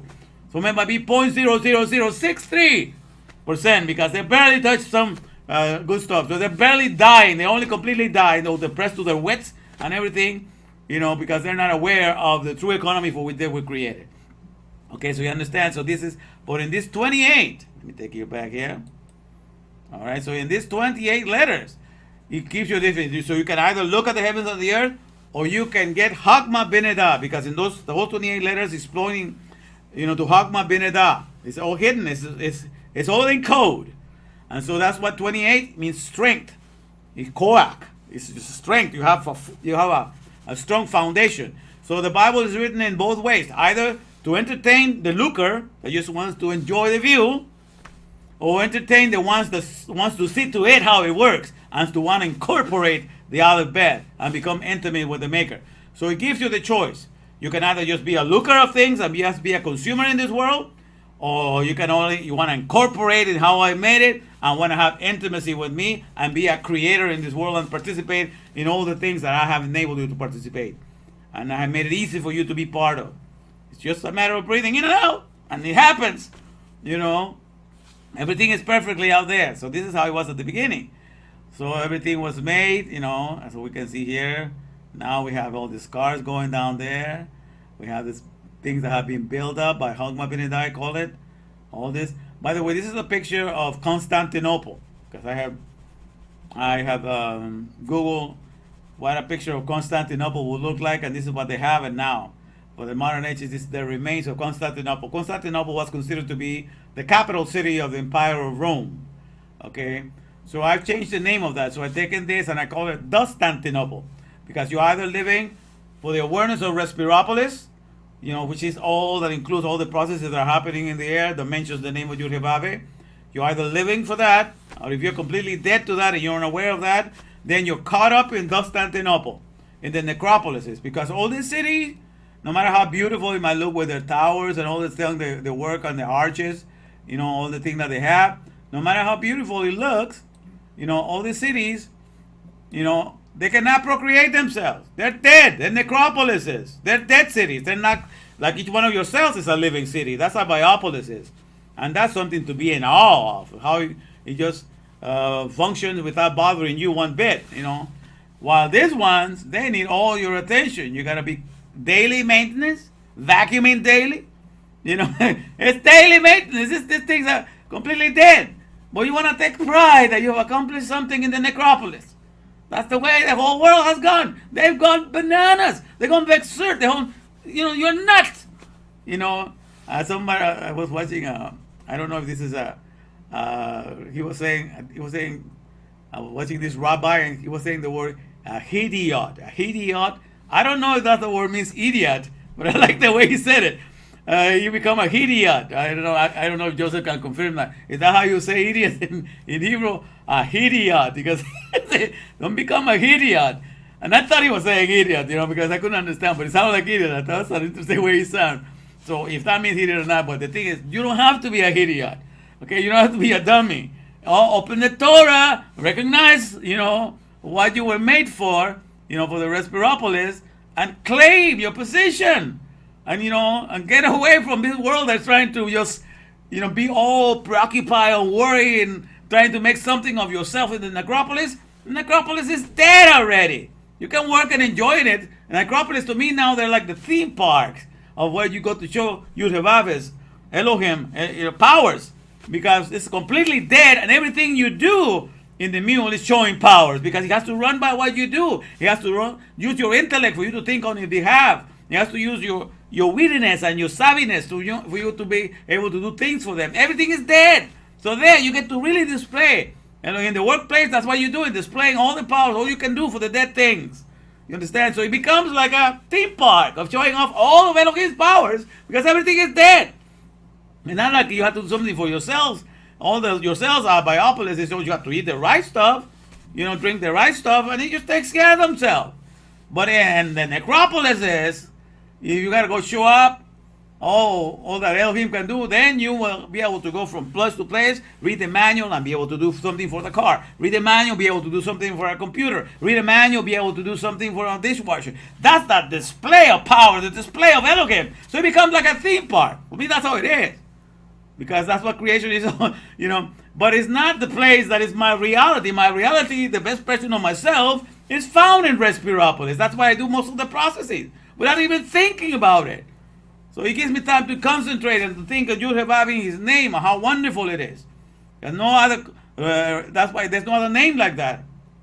That's the only name that every knee bows, because everybody has to live by those processes on a daily basis, 24/7. You understand? So this is the case. So that's the whole idea. of understanding this here. Let me see how we're doing. All right, I don't want to take too long, but let me explain this part here. Okay, let me see here. I'm gonna go segment by segment here. I'm getting a little closer. Okay, let's see here. The Abs Functionality Cosmos World of Respiropolis and Constantinople. Okay, and then I put here, and then I keep going to the beginning here.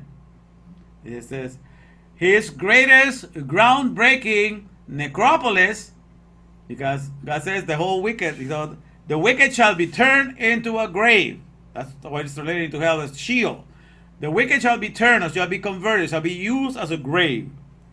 Okay, so that means everybody that has lost sight of being a citizen of Respiropolis, have forgotten the name of Yud-Heh-Vav and what it means, and they just blindly mention his name because they have no idea what it means, the name. They're completely lost to that.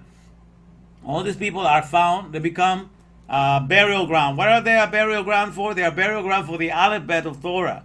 In other words, the Aleph Bet of Torah is not alive in them, because if the Aleph Bet of Torah was alive in them, they will be presenting the character of Yud-Heh-Vav in the here and now. They will be aware of his dynamics, of the bread dynamics, of the economy of the bread. They will be aware of these things. They will not be taken, they will not be made afraid by what the things are happening in the world, because they realize that the things that are happening in the world does not even come to 0.0006% of who they are. You know, the real processes of what they're doing is happening in the place where you can find the most spiritual, best version of yourself, which is in Respiropolis, you know, and all these things will not have a hold of you. So that's what you become. So that says, the wicked shall be turned into Sheol, into graves, and all the nations that forget God. So what do you think, all the nations? I don't care if you're Dubai, France, Russia, everywhere, everybody loves to show a necropolis, a dead city that cannot procreate itself. Everybody has a dead city or a white house of their own represent. All of it is dead, and that's all the pride and joy they have to represent in this world. Sad, very sad. All right, but that's how it is. So it says the groundbreaking necropolis, dead cities, or brick penitentiary. Because a penitentiary is a place where you are in jail, you know, to pay for your crimes and to learn from your crimes. And theme park, that's when you're released and you know what you can do with this world. Okay, you can enjoy it to display God's powers.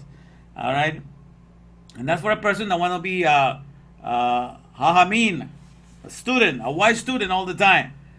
Okay, that's what we are in this world. We're always learning. We don't give up on learning. Learning is our number one way of going in this world.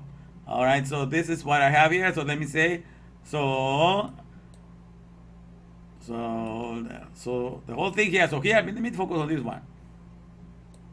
So my whole idea is trying to take you, you know, so because the title, but today's title, let me see if I can find it out here. If I can put you guys in here for a second. Let's see how we're doing. All right, we have 3 people. All right. All right. Very good. Okay, let me see here. Let me see if I can put you in the title for today. Okay. The Oxygen Sea, it says here. The Oxygen Sea on the Silicon Valley robbery, penitentiary, and rivalry. Okay. So the Oxygen Sea is the one that we were created for. Let me put the picture back here again. All right, and that is, you know, the one that is showing all the air and all the processes that are taking place in there. Okay, but if you wanna go after what is made out of the afar, out of the dust, you know, then you're gonna end up here.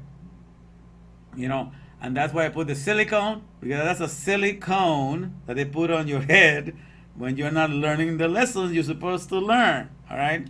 They put this silicone on your head and they put you facing the wall, facing the brick. It's all this symbolic here. So this is symbolic of everybody that is caught up in necropolises. They want to build a name for yourself and everything that's made out of the dust or is made out of the powders. Because in Yud-Heh-Vav it says, in God, in Elohim, we boast all the day long. I mean, in Elohim, in powers. That's what it says. We boast all the day long. That's what it says in Psalm 44, verse 8. In Elohim, we boast or we brag all the day long, and we praise your name forever. Okay, that's what we do when we are in that. But in the economy, of the brick, of the economy of the silicon, what they boast all the day long is in the powders. And powders means something that has been pulverized. It's in the afar.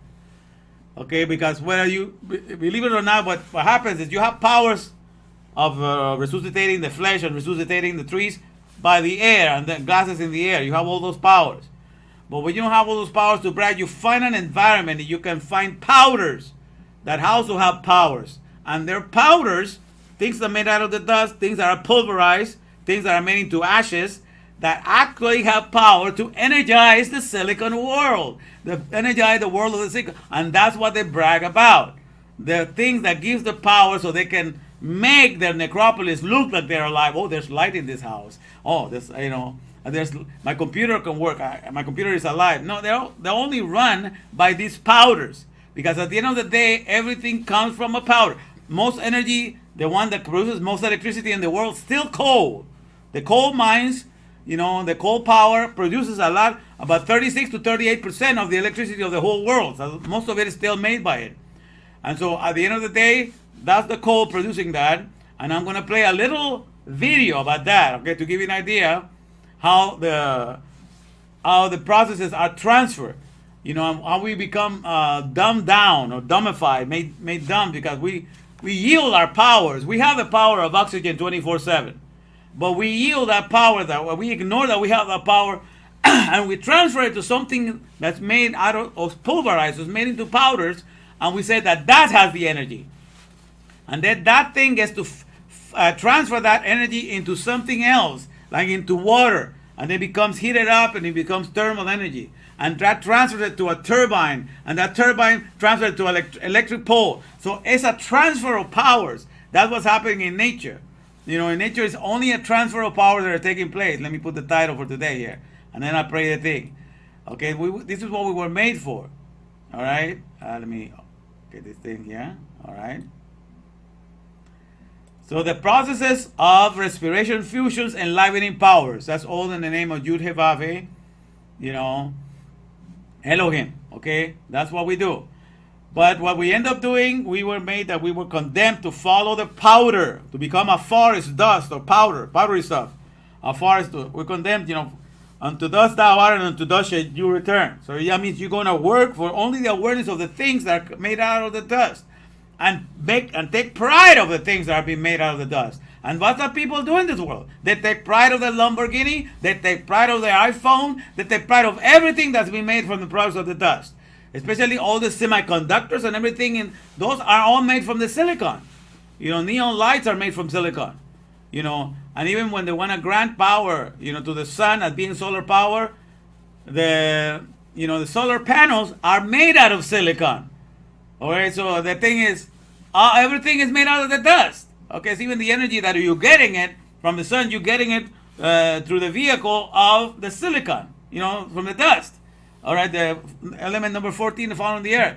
So what we were made to do, we end up just becoming a mirror to God. So we reflect what He does, but we reflect it in with powders. Okay, the processes of reflector fusions, extracting powers. Now listen to this, because it's very important. I'm going to show you how you get to transfer your power. The number one power always in the here and now is Yud He Vav He. The processes of respiration, fusions, enlivening powers. That is the number one power happening 24/7, non-stop. It has happened from the very beginning up until now. And He has always run everything. And even now is running everything. What happens is that we lose sight of it. We forgot that we're in this majestic wind power plant or powerhouse. We forget that, and therefore what we're doing, we ignore that it's a power that we're utilizing, the power of the air to stay alive and to move and to mobilize. And then when we're doing things in this world, we transfer that authority and that power to the things that are of the powders that are doing some job to activate something else in this world. And that gets to be transferred to the next one and to the next one. It's like playing the game of It. You ever play the game of It? Like you're a little kid, you run and you touch somebody, you're It! And then the person is running through it, and then you touch somebody and you're It! That's what we do with our powers. But at the end of the day, we have the fusion powers of the air happening in us. But what we get to do is we transfer it, to the powders, to the pulverized coal, because it's powder made into ashes. And that pulverized coal is used to transfer that to the thermal energy. So you're going to see a little bit right now, and I'm going to play the whole thing, maybe about 5 minutes. You're going to see the process of the coal powers, the coal powerhouses, how they're processing. And then I'm going to stop in the middle of it, and I'm going to explain something. And then you're going to see how we yield our power to something else. That transfers power to something else, and that transfers power to something else. But in the whole process, we who have the flesh are in the middle of it all. We are there to collect the coal to begin with in the mines, then to take it to the place where the power plant is going to be, and there to heat the you'll see what's going on. But this is the whole idea. So the number one source is the processes of the respiration, fusions, and livening powers. And then everything that is made out of the dust is just like a mirror. A mirror is made out of the glass. The glass of the mirror is made from the sand. And then they put a little silver in the back of the mirror, of the glass, and then you're able to reflect the image. So it becomes a mocker. Imitates you. But it's completely opposite to you, okay? Because everything that you see in the mirror, it does exactly like you, but does completely the opposite. Because when you're looking at the mirror, and you lift, when you look in the mirror, you lift your right hand, then the mirror doesn't lift the right hand from this side. It also lifts the hand, which is the left hand from the person in the mirror. Because it lifts his hand, so that's the left hand for the person in the mirror. It's doing completely the opposite. You're lifting the right hand, and he's lifting because it's facing you. That person is in front of the mirror, even though it looks like you, is raising the left arm. It's not raising the right arm. Okay, you understand that? Because the mirror is just reflecting you, facing you. So it's doing completely the opposite. So the worst enemy you can have in this world is somebody that looks exactly like you, but does completely the opposite. When you raise the right hand, he lets us off the left. When you go right on your head, he's going left because he's facing you. So when he turns that way, exactly, he's doing his left. It's going completely the opposite. So understand this wisdom, because that's what happened in the world. They try to imitate God, but they're completely dead. Okay, they try to run a city, but it's a dead city. So it reflects all the stuff that's happening in the city. The waters are being poured out. The water is running in and out. But all the thing is being run by the people that have the Respiropolis. All right, so do not forget your powers and yield it to nobody else. But this is what happened in this world. So let me play this portion right now. Let me see. Okay, let me get here. Let me see.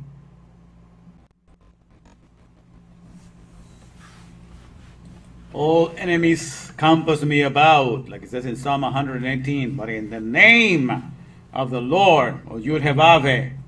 In this video, I'm going to show you exactly how a coal-fired power station works, and I'm going to show you all of the main components in 3D. We've got a lot of ground to cover in a very short amount of time, so I'm going to have to go through this quite quickly, but by the end of it you should have a really good understanding of how coal-fired power stations work and some of the machinery and components that are involved. So here is our coal-fired power station. You can see that we have a cooling tower, we have the main power station building, we have some conveyors, and the conveyors also go off to some coal domes, which are these areas over here. In order to understand how this power station works, we're going to break it down into different systems. And the first system that we are going to look at is the fuel system. In order to operate our coal-fired power station, we're going to need coal, lots of it. We're going to take the coal and we're going to store it in a coal yard. We're going to have to use a stacker and a reclaimer, or a machine that can perform both functions, which is known as a stacker reclaimer. There are several different designs of stacker and reclaimer.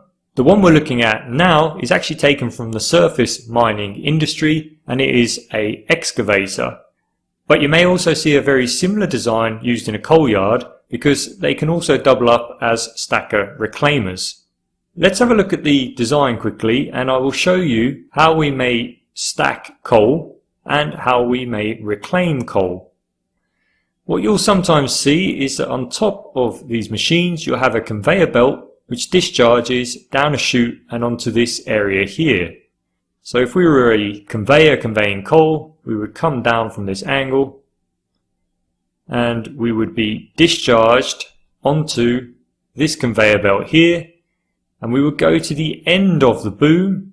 I'll just spin it around here, travel down there, and then we would exit the stacker somewhere along the side of the stacker here, and we would have a plume of coal that just runs off the stacker, and in this way we can convey coal to a coal yard and we can begin to stack it.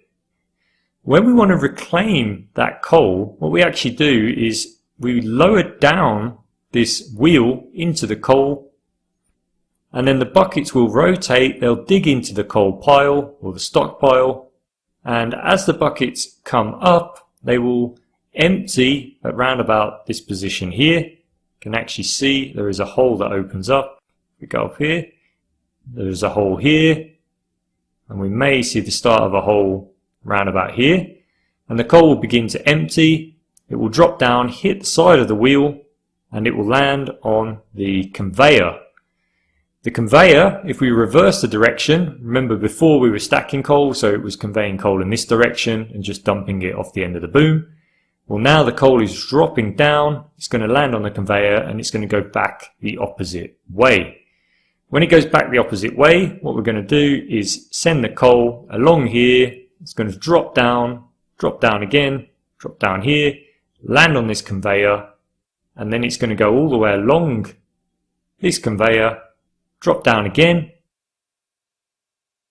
onto another conveyor, along here, down again, and onto a main conveyor, where it will then go to a coal yard or a shipping area or wherever the coal needs to be before it's transported away.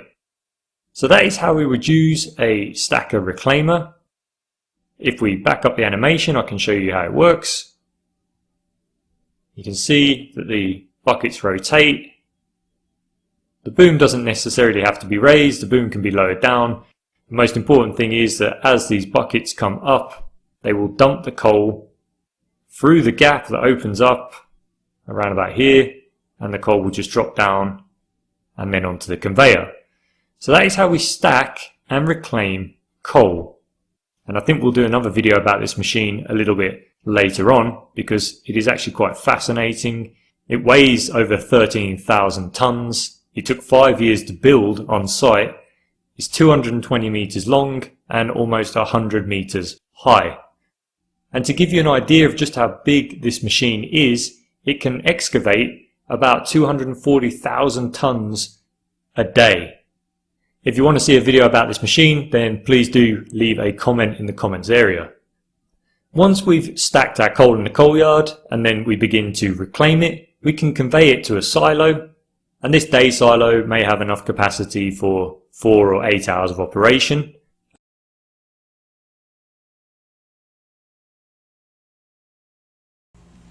All right. But this is just part of the process here, you know. I stopped it right here because it's more to say, but this is a process. You have to go collect. Who goes and collect? We that we have the breed, you know, we that honor, you know, the processes of respiration, fusions, and livening powers. We are the ones there collecting it in the mine. We are the ones transporting it to the place. We're the ones taking it. We bring it to this place and we run the machines there. Okay, so then one starts to generate, one pulverizes it, you know, and then the other one that pulverizes it, then it takes it out. There's a thermal thing that goes on. So water is involved. It's translated into steam. That's another form of energy. And that is translated into something else. It moves a turbine and it moves a generator, and that produces an electricity. So it goes from coal that is combustible, that produces firepower.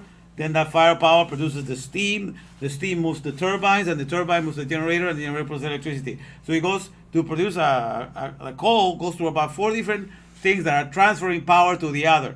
Since I'm starting it with the fire, I'm giving it to you. You're it now. So you take it to the turbine, you're it now, you take it there. But who is giving it to them to begin with? And who's running the whole processes? We are.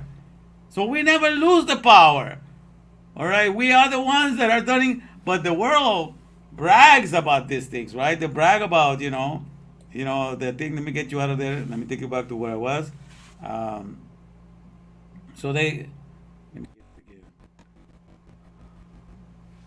So that's what happens. So it's like, let me see, I'm talking. Okay, so that's what happened. We yield our power, okay, because we created this necropolis. So we don't want to work too much in it. So we create all these energies alternative, but these energies, these powders, the lithium mine, the cobalt mine, all these things that your iPhone and everything, they have to pulverize it, they have to use all this in different ways.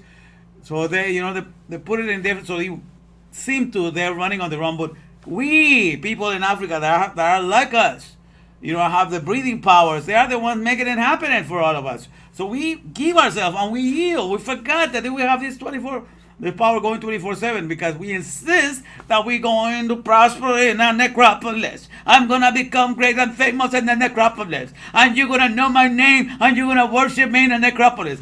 Hogwash! Away with that garbage. Come on, man. Wake up. Necropolis is dead. Okay, enjoy it for what it is. It's only a theme park where you can enjoy showing off some, but the necropolis is dead. So this is going to wake us up. So that's why, let me read this. Because with the name of Yud-Heh-Vaveh, that's why I don't like to use his name in vain, but when I get to use it and I get to destroy nations with it, then I'm glad to use it. I'm going to use the name of Yud-Heh-Vaveh right now to destroy all the economies that have tried to extract. Because that's what happens here. The processes of reflectors, fusions, extracting powers. So what happens is when you go pick up coal to make it combustible, the coal is extracting the power out of you because you're the one collecting it and pulverizing it, right? And when the coal is being burned so that it will heat up the water so it could create steam, then the water is extracting the power out of the coal. So every person is extracting power. So one has it for a while. Okay, and then when the turbine is turning and it goes back to the generator that takes it to the lines, then that extracts the power from the other and it passes to the other. So everything that comes along the way is just extracting the power. But we are the originators. We are the one that yielding our power. We are the one, the first source of power is Yud-Heh-Vaveh, is the respirations. Okay? So we can brag about it because whatever they want to pretend that they are without us, they're not. That's the respiration powers that are in the flesh that are doing all of that. And I dare you to tell me that's not the case. But that's how we do. We yield to that thing and we think, okay, those things have powers. And that thing has powers. And so this whole series of powers is transferred from one another. We're playing the game of it, you're it. Now Yud-Heh-Vaveh is it. He's the main character. He's the source of everything. And even up until now, this so-called modern technology, in Elohim empowers. We boast all the day long and we exalt his name forever, which we're about to do his name right now. But all the other ones, they want to excel their commercials on all these living, so-called quote-unquote living iPhones that are alive because they're working, their computers are working, their cars are working, their houses have light and they're working. And so those are powders, pulverized coal. These are powders that they're bragging upon. So they let them brag about their powders, Okay, what's the shaft to the wheat? We know what we have is, so let the people that have their stupid dream tell their dreams. Let them tell their ambitions. But at the end of the day, you're working for a necropolis, trying to make a name for yourself in a dead city. And yet, my friend, you're just yielding your power because you have the Yud-Heh-Vaveh's power happening on you. If you're alive, if you have a flesh, you have it going for yourself. But you have been made blind by it, and you have been, corrupted in your way of thinking, and you don't see where you can find the best version of yourself in Respiropolis. All right, so this is the process. So let me read a verse in the Bible here. Okay, let me read from this one here. Okay, it says, Psalm 118. Oh, give thanks unto the Lord, that's unto Yud-Heh-Vaveh. Go give thanks unto Yud-Heh-Vaveh, for he is functional. He is functional all the time. And for his mercy endureth forever. His care is forever. From the very beginning, he made this air power plant, this air powerhouse. It's been running in business. It says, for his mercy endureth forever. So let Israel now say, for his mercy endureth forever. So let the house of Aaron now say, for his mercy endureth forever.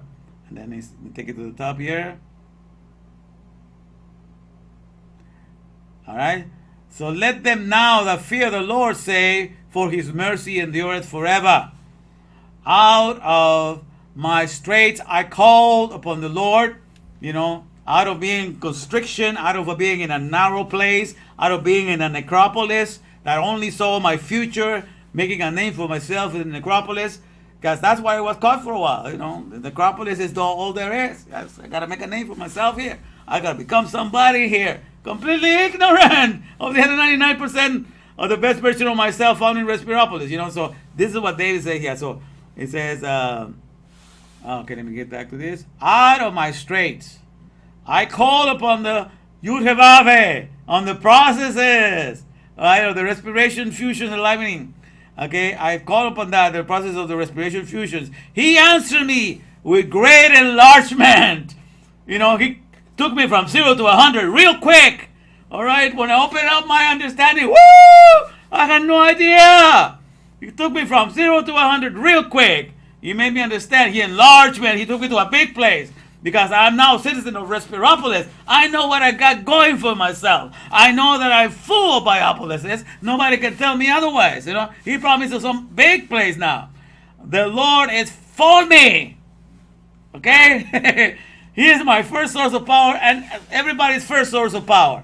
No matter if they don't want to ascribe it to him, but all power belongs unto the Lord. Ascribe all power to him because he's the source of it. And he's always been in business. All right? So, he answered me with great enlargement. The Lord is for me. I will not fear what man can do unto me. The Lord is for me and as my helper. And I shall gaze upon them that hate me. Okay, all the nations that want to make me feel like, you know, without their necropolis I'm nothing. I can look at you. What are you talking about? You're nothing but a idiot, right? Whatever they call it. Okay? Says, I shall gaze upon them that hate me. It is better to take refuge. It's better to go and reside in the understanding of the processes of the respiration fusions power, of the process of the respiration fusions. You know, it's better to take refuge in that to trust in man and their necropolis. The necropolis had nothing compared to the biopolis of God. It is better to take refuge in the processes of the respiration fusions, you know, than to trust in princes. Okay? This is like it repeats itself twice there. One is just man, and the other one are the leaders of this world. So it's better to trust your fellow man. It's better to trust Yud-Heh-Vav-Heh than to trust your fellow man in Facebook. Or it's better to trust Yud-Heh-Vav-Heh than to trust your fellow man that is your governor or your leader, that leads you. Okay? So at the end of the day, they only run necropolises, and they're fighting to make a name for themselves in a necropolis. What have you to do with that? Let that dead be dead, you know.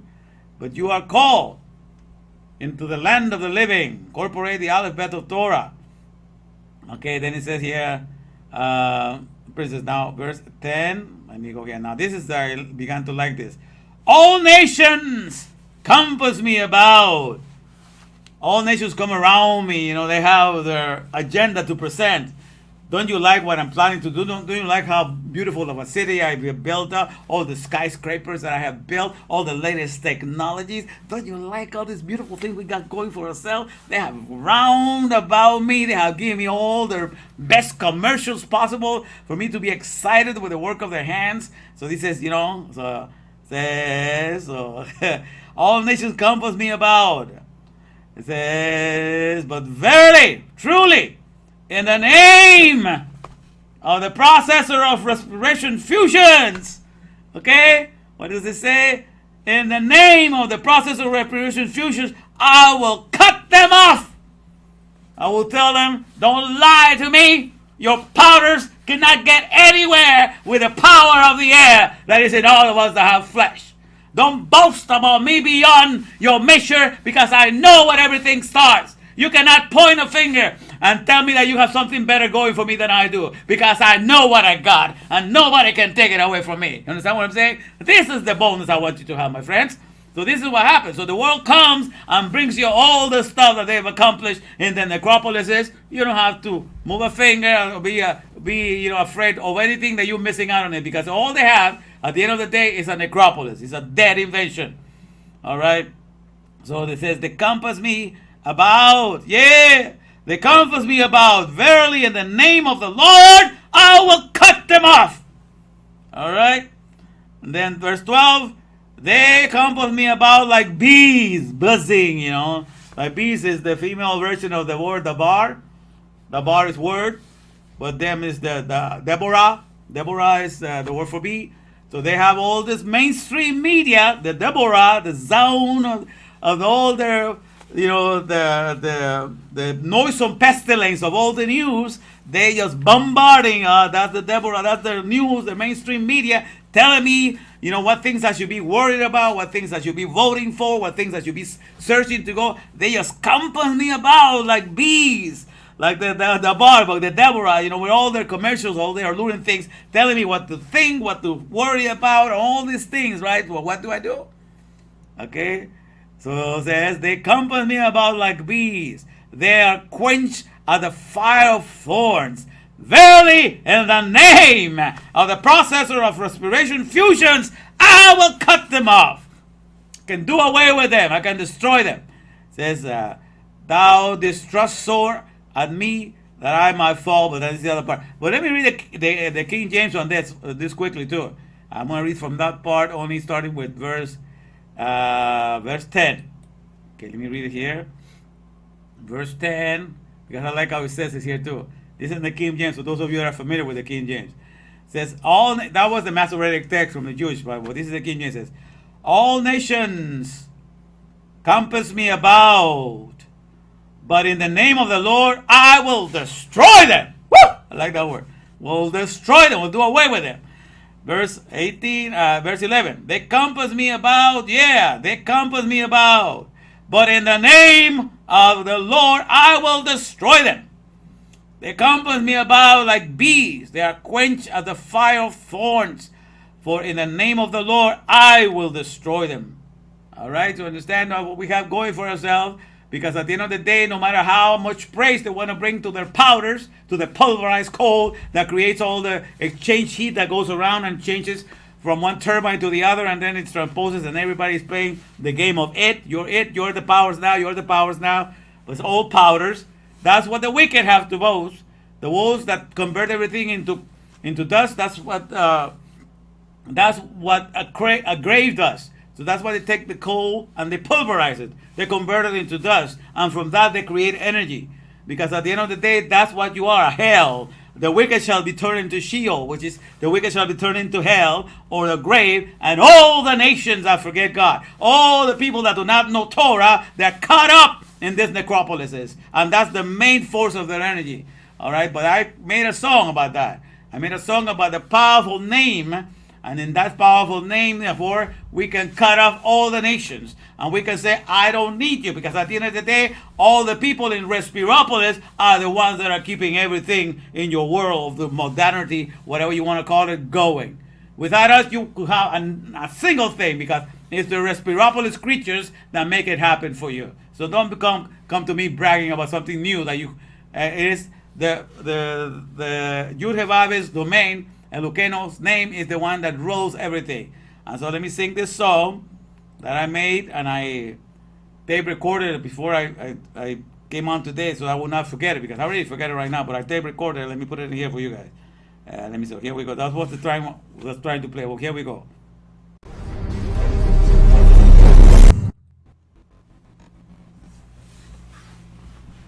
All enemies compass me about, like it says in Psalm 118, but in the name of the Lord, or Yud-Heh-Vaveh, I will destroy them. From the first breath to the last breath, Yud-Heh-Vaveh, Elohim, we sing. From the first breath to the last breath,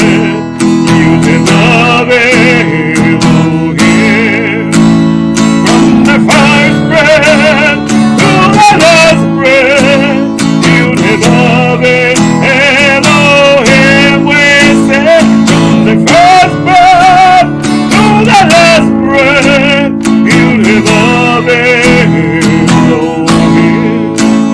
From the first breath to the last breath, Yud-Heh-Vaveh, Elohim, we say. From the first breath to the last breath, Yud-Heh-Vaveh, Elohim. From the first breath to the last breath, Yud-Heh-Vaveh, Elohim, we say. From the first breath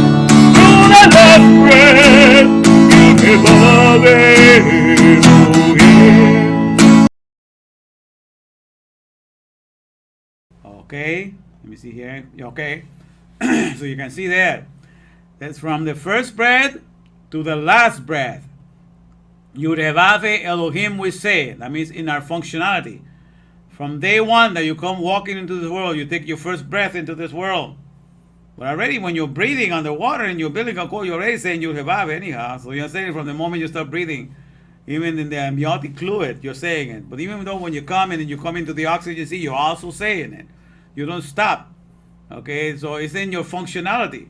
So from day one, from the first breath that you take unto the last one that you take, all the time you've been saying, Yud-Heh-Vav Elohim. Understand? So that's why he takes the preeminence. Okay, so don't let anybody else make you feel inferior. Because nobody's got this going for themselves, my friend. This is the real Respiropolis in the here and now. And you and I that have no Torah, that's our true heritage, and that's all the amazing things that we have in the here and now. I shared something with you from Nietzsche. Nietzsche was a very intellectual guy, very honest. He wanted to know everything, but he had no Torah access. I think if he would have found Torah for himself, man, in the way that I have found it, man, he would have been such a great giant indeed. But I only found the Greeks, and the Greeks are nothing but they're doing the begotten's behest. They only know how to be spoiled little gods that want to do capricious things and do what they want to. It's the tale of the Greek gods. So that's why he messed himself up. But I'm saying, my friend, if you know Torah, woo, you rise above the crowd, you rise above everybody else. Because nothing in this world, that's what the name that puts everything to shame. So the processes that we're doing. So think of that. So let me finish with this one here. Huh? Okay. From the first breath to the last breath, Yud-Heh-Vav Elohim, we say. From the first breath to the last breath, Yud-Heh-Vav Elohim. From the first breath to the last breath, Yud-Heh-Vav Elohim, we say. From the first breath to the last breath, Yud-Heh-Vav Elohim. Yud-Heh-Vav Elohim. Yud-Heh-Vav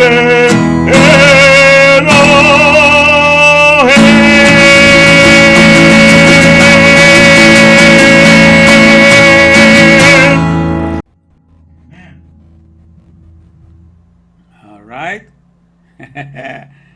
So you understand we're in business now, right? Let me see here. Okay. Yeah, you can see me. All right, perfect. So that's a powerful name indeed. Okay, because when you realize that's the number one process that's taking place. So even if you do not mention everybody that has flesh and was born in the organic world, just by the process of breathing in and out, in functionality, you're saying his name. So that's why it says from the first breath to the last breath, Yud-Heh-Vav Elohim, we say. That's what we say with functionality. All right, and that's why it's a powerful name, because it's describing the number one process that is happening 24/7. All right, so that's the beauty that we have this understanding, and we have this to share with us today. All right, so now let me see. So let me take it one more time. All right, so Yud-Heh-Vav Elohim. Okay, the processes of respiration, fusions, enlivening powers. That's the meaning of his name. And that's what we get to say from the first breath to the last breath. We're saying the processes of respiration, fusions, enlivening powers. Because we're saying it in our functionality. Not just phonetically, but just the way we function. That's why this name takes preeminence. It's the name above all names. Alright? That had been hidden for a while, but is no longer being hidden. It's been open to me, and I'm being making it presented to you with as clarity as much as you can. And if you are wise, you will mount as eagles and claim your heritage, start enjoying your here and now to the most of the powers they can have and you can muster, because this is your true heritage. All right, you are participating in it whether you want it or not. Everybody works for Yud-Heh-Vav. Everybody does the processes of respiration and fusions, enlivening powers. Okay, because that's how majestic is his name. He cannot be held back. You understand? That's the beauty of it. All right. So that's the thing that I wanted to share with you guys. All right. So let's. I want to take you out of being, in the silicon, with the silicone on, and trying to live in the necropolises and everything that's made out of the dust. I want to put you here, where the air is. I want to make you graduate from this world. I'm going to put you here in the world, of the respiropolis. All right? Where you can get to do the processes of what you were made to do. Perfectly fit to do. All right? Perfect. All right, so don't forget, we have to celebrate the Alphabet Inc. incorporating ourselves.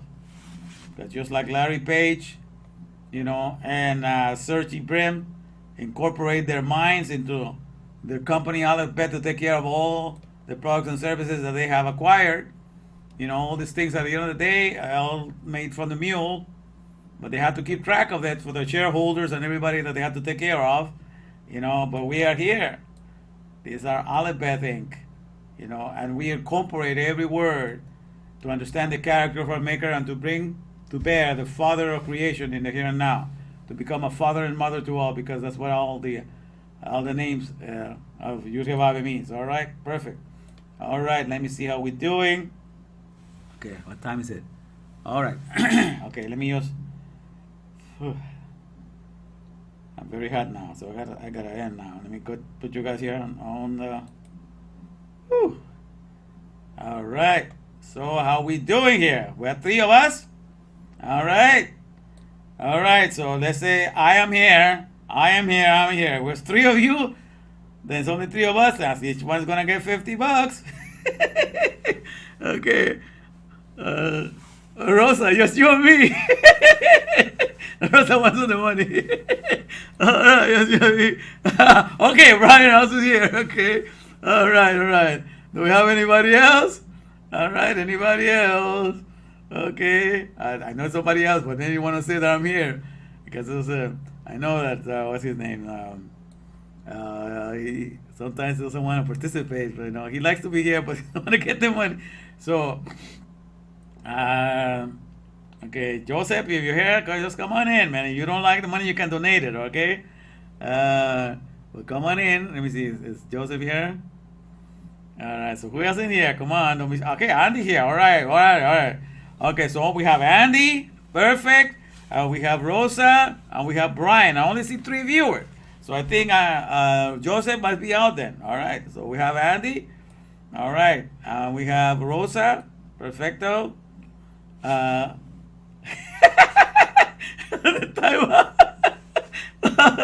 gonna make him laugh. All right, my fellow Tiberians, it's been a beautiful day, and I enjoy teaching you this. And so I hope that you grow in confidence that we have a powerful name to proclaim indeed. It's a powerful name, the name of Yud-Heh-Vav-Heh. It destroys all the other things that the world tries to tell us. It destroys everything when the whole world campus about like bees, like the stream media trying to tell us what to believe in. I can destroy them. I can tell them I do not need you. I don't have to listen to you. So congratulations to the 3 of you that lasted to the bitter end. So here we have Rosa, you're a winner.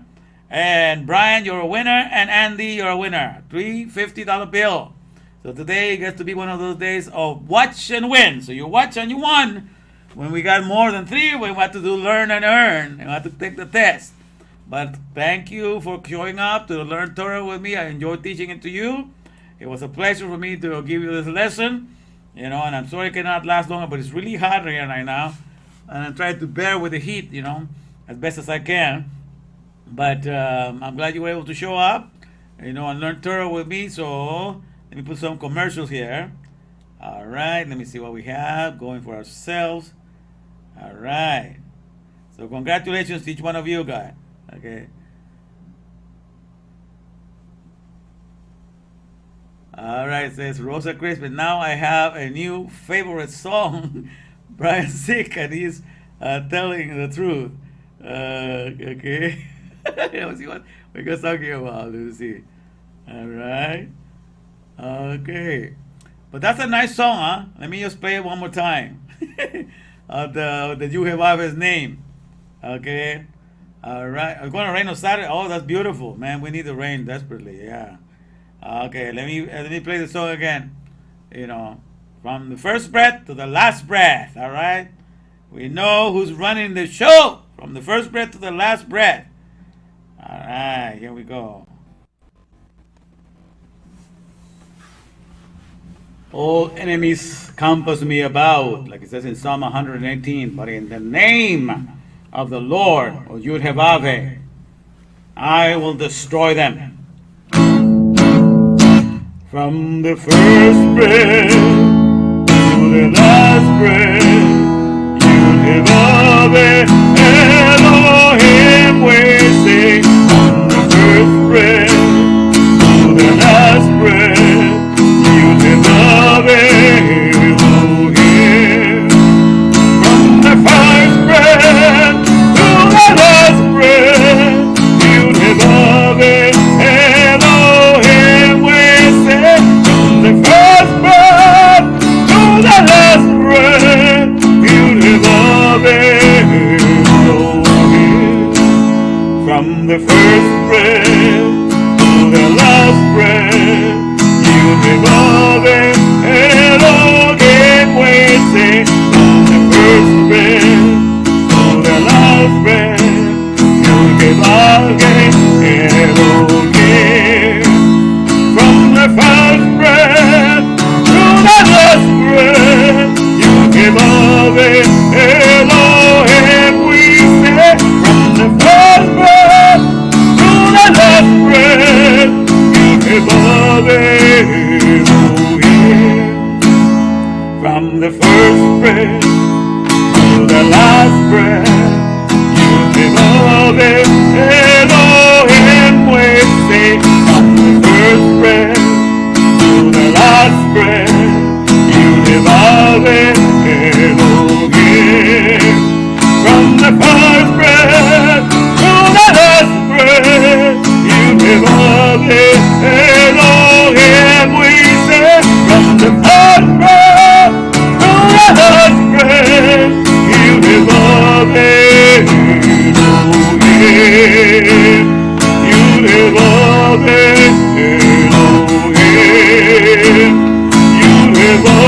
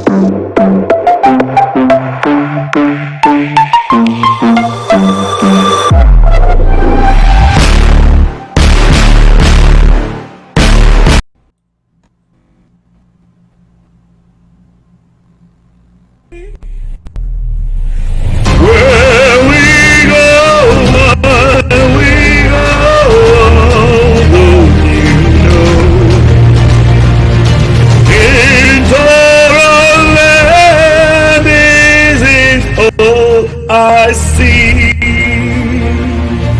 Where we go, on we go, come and see. Where we go, on we go, won't you know? In Torah, this is all I see.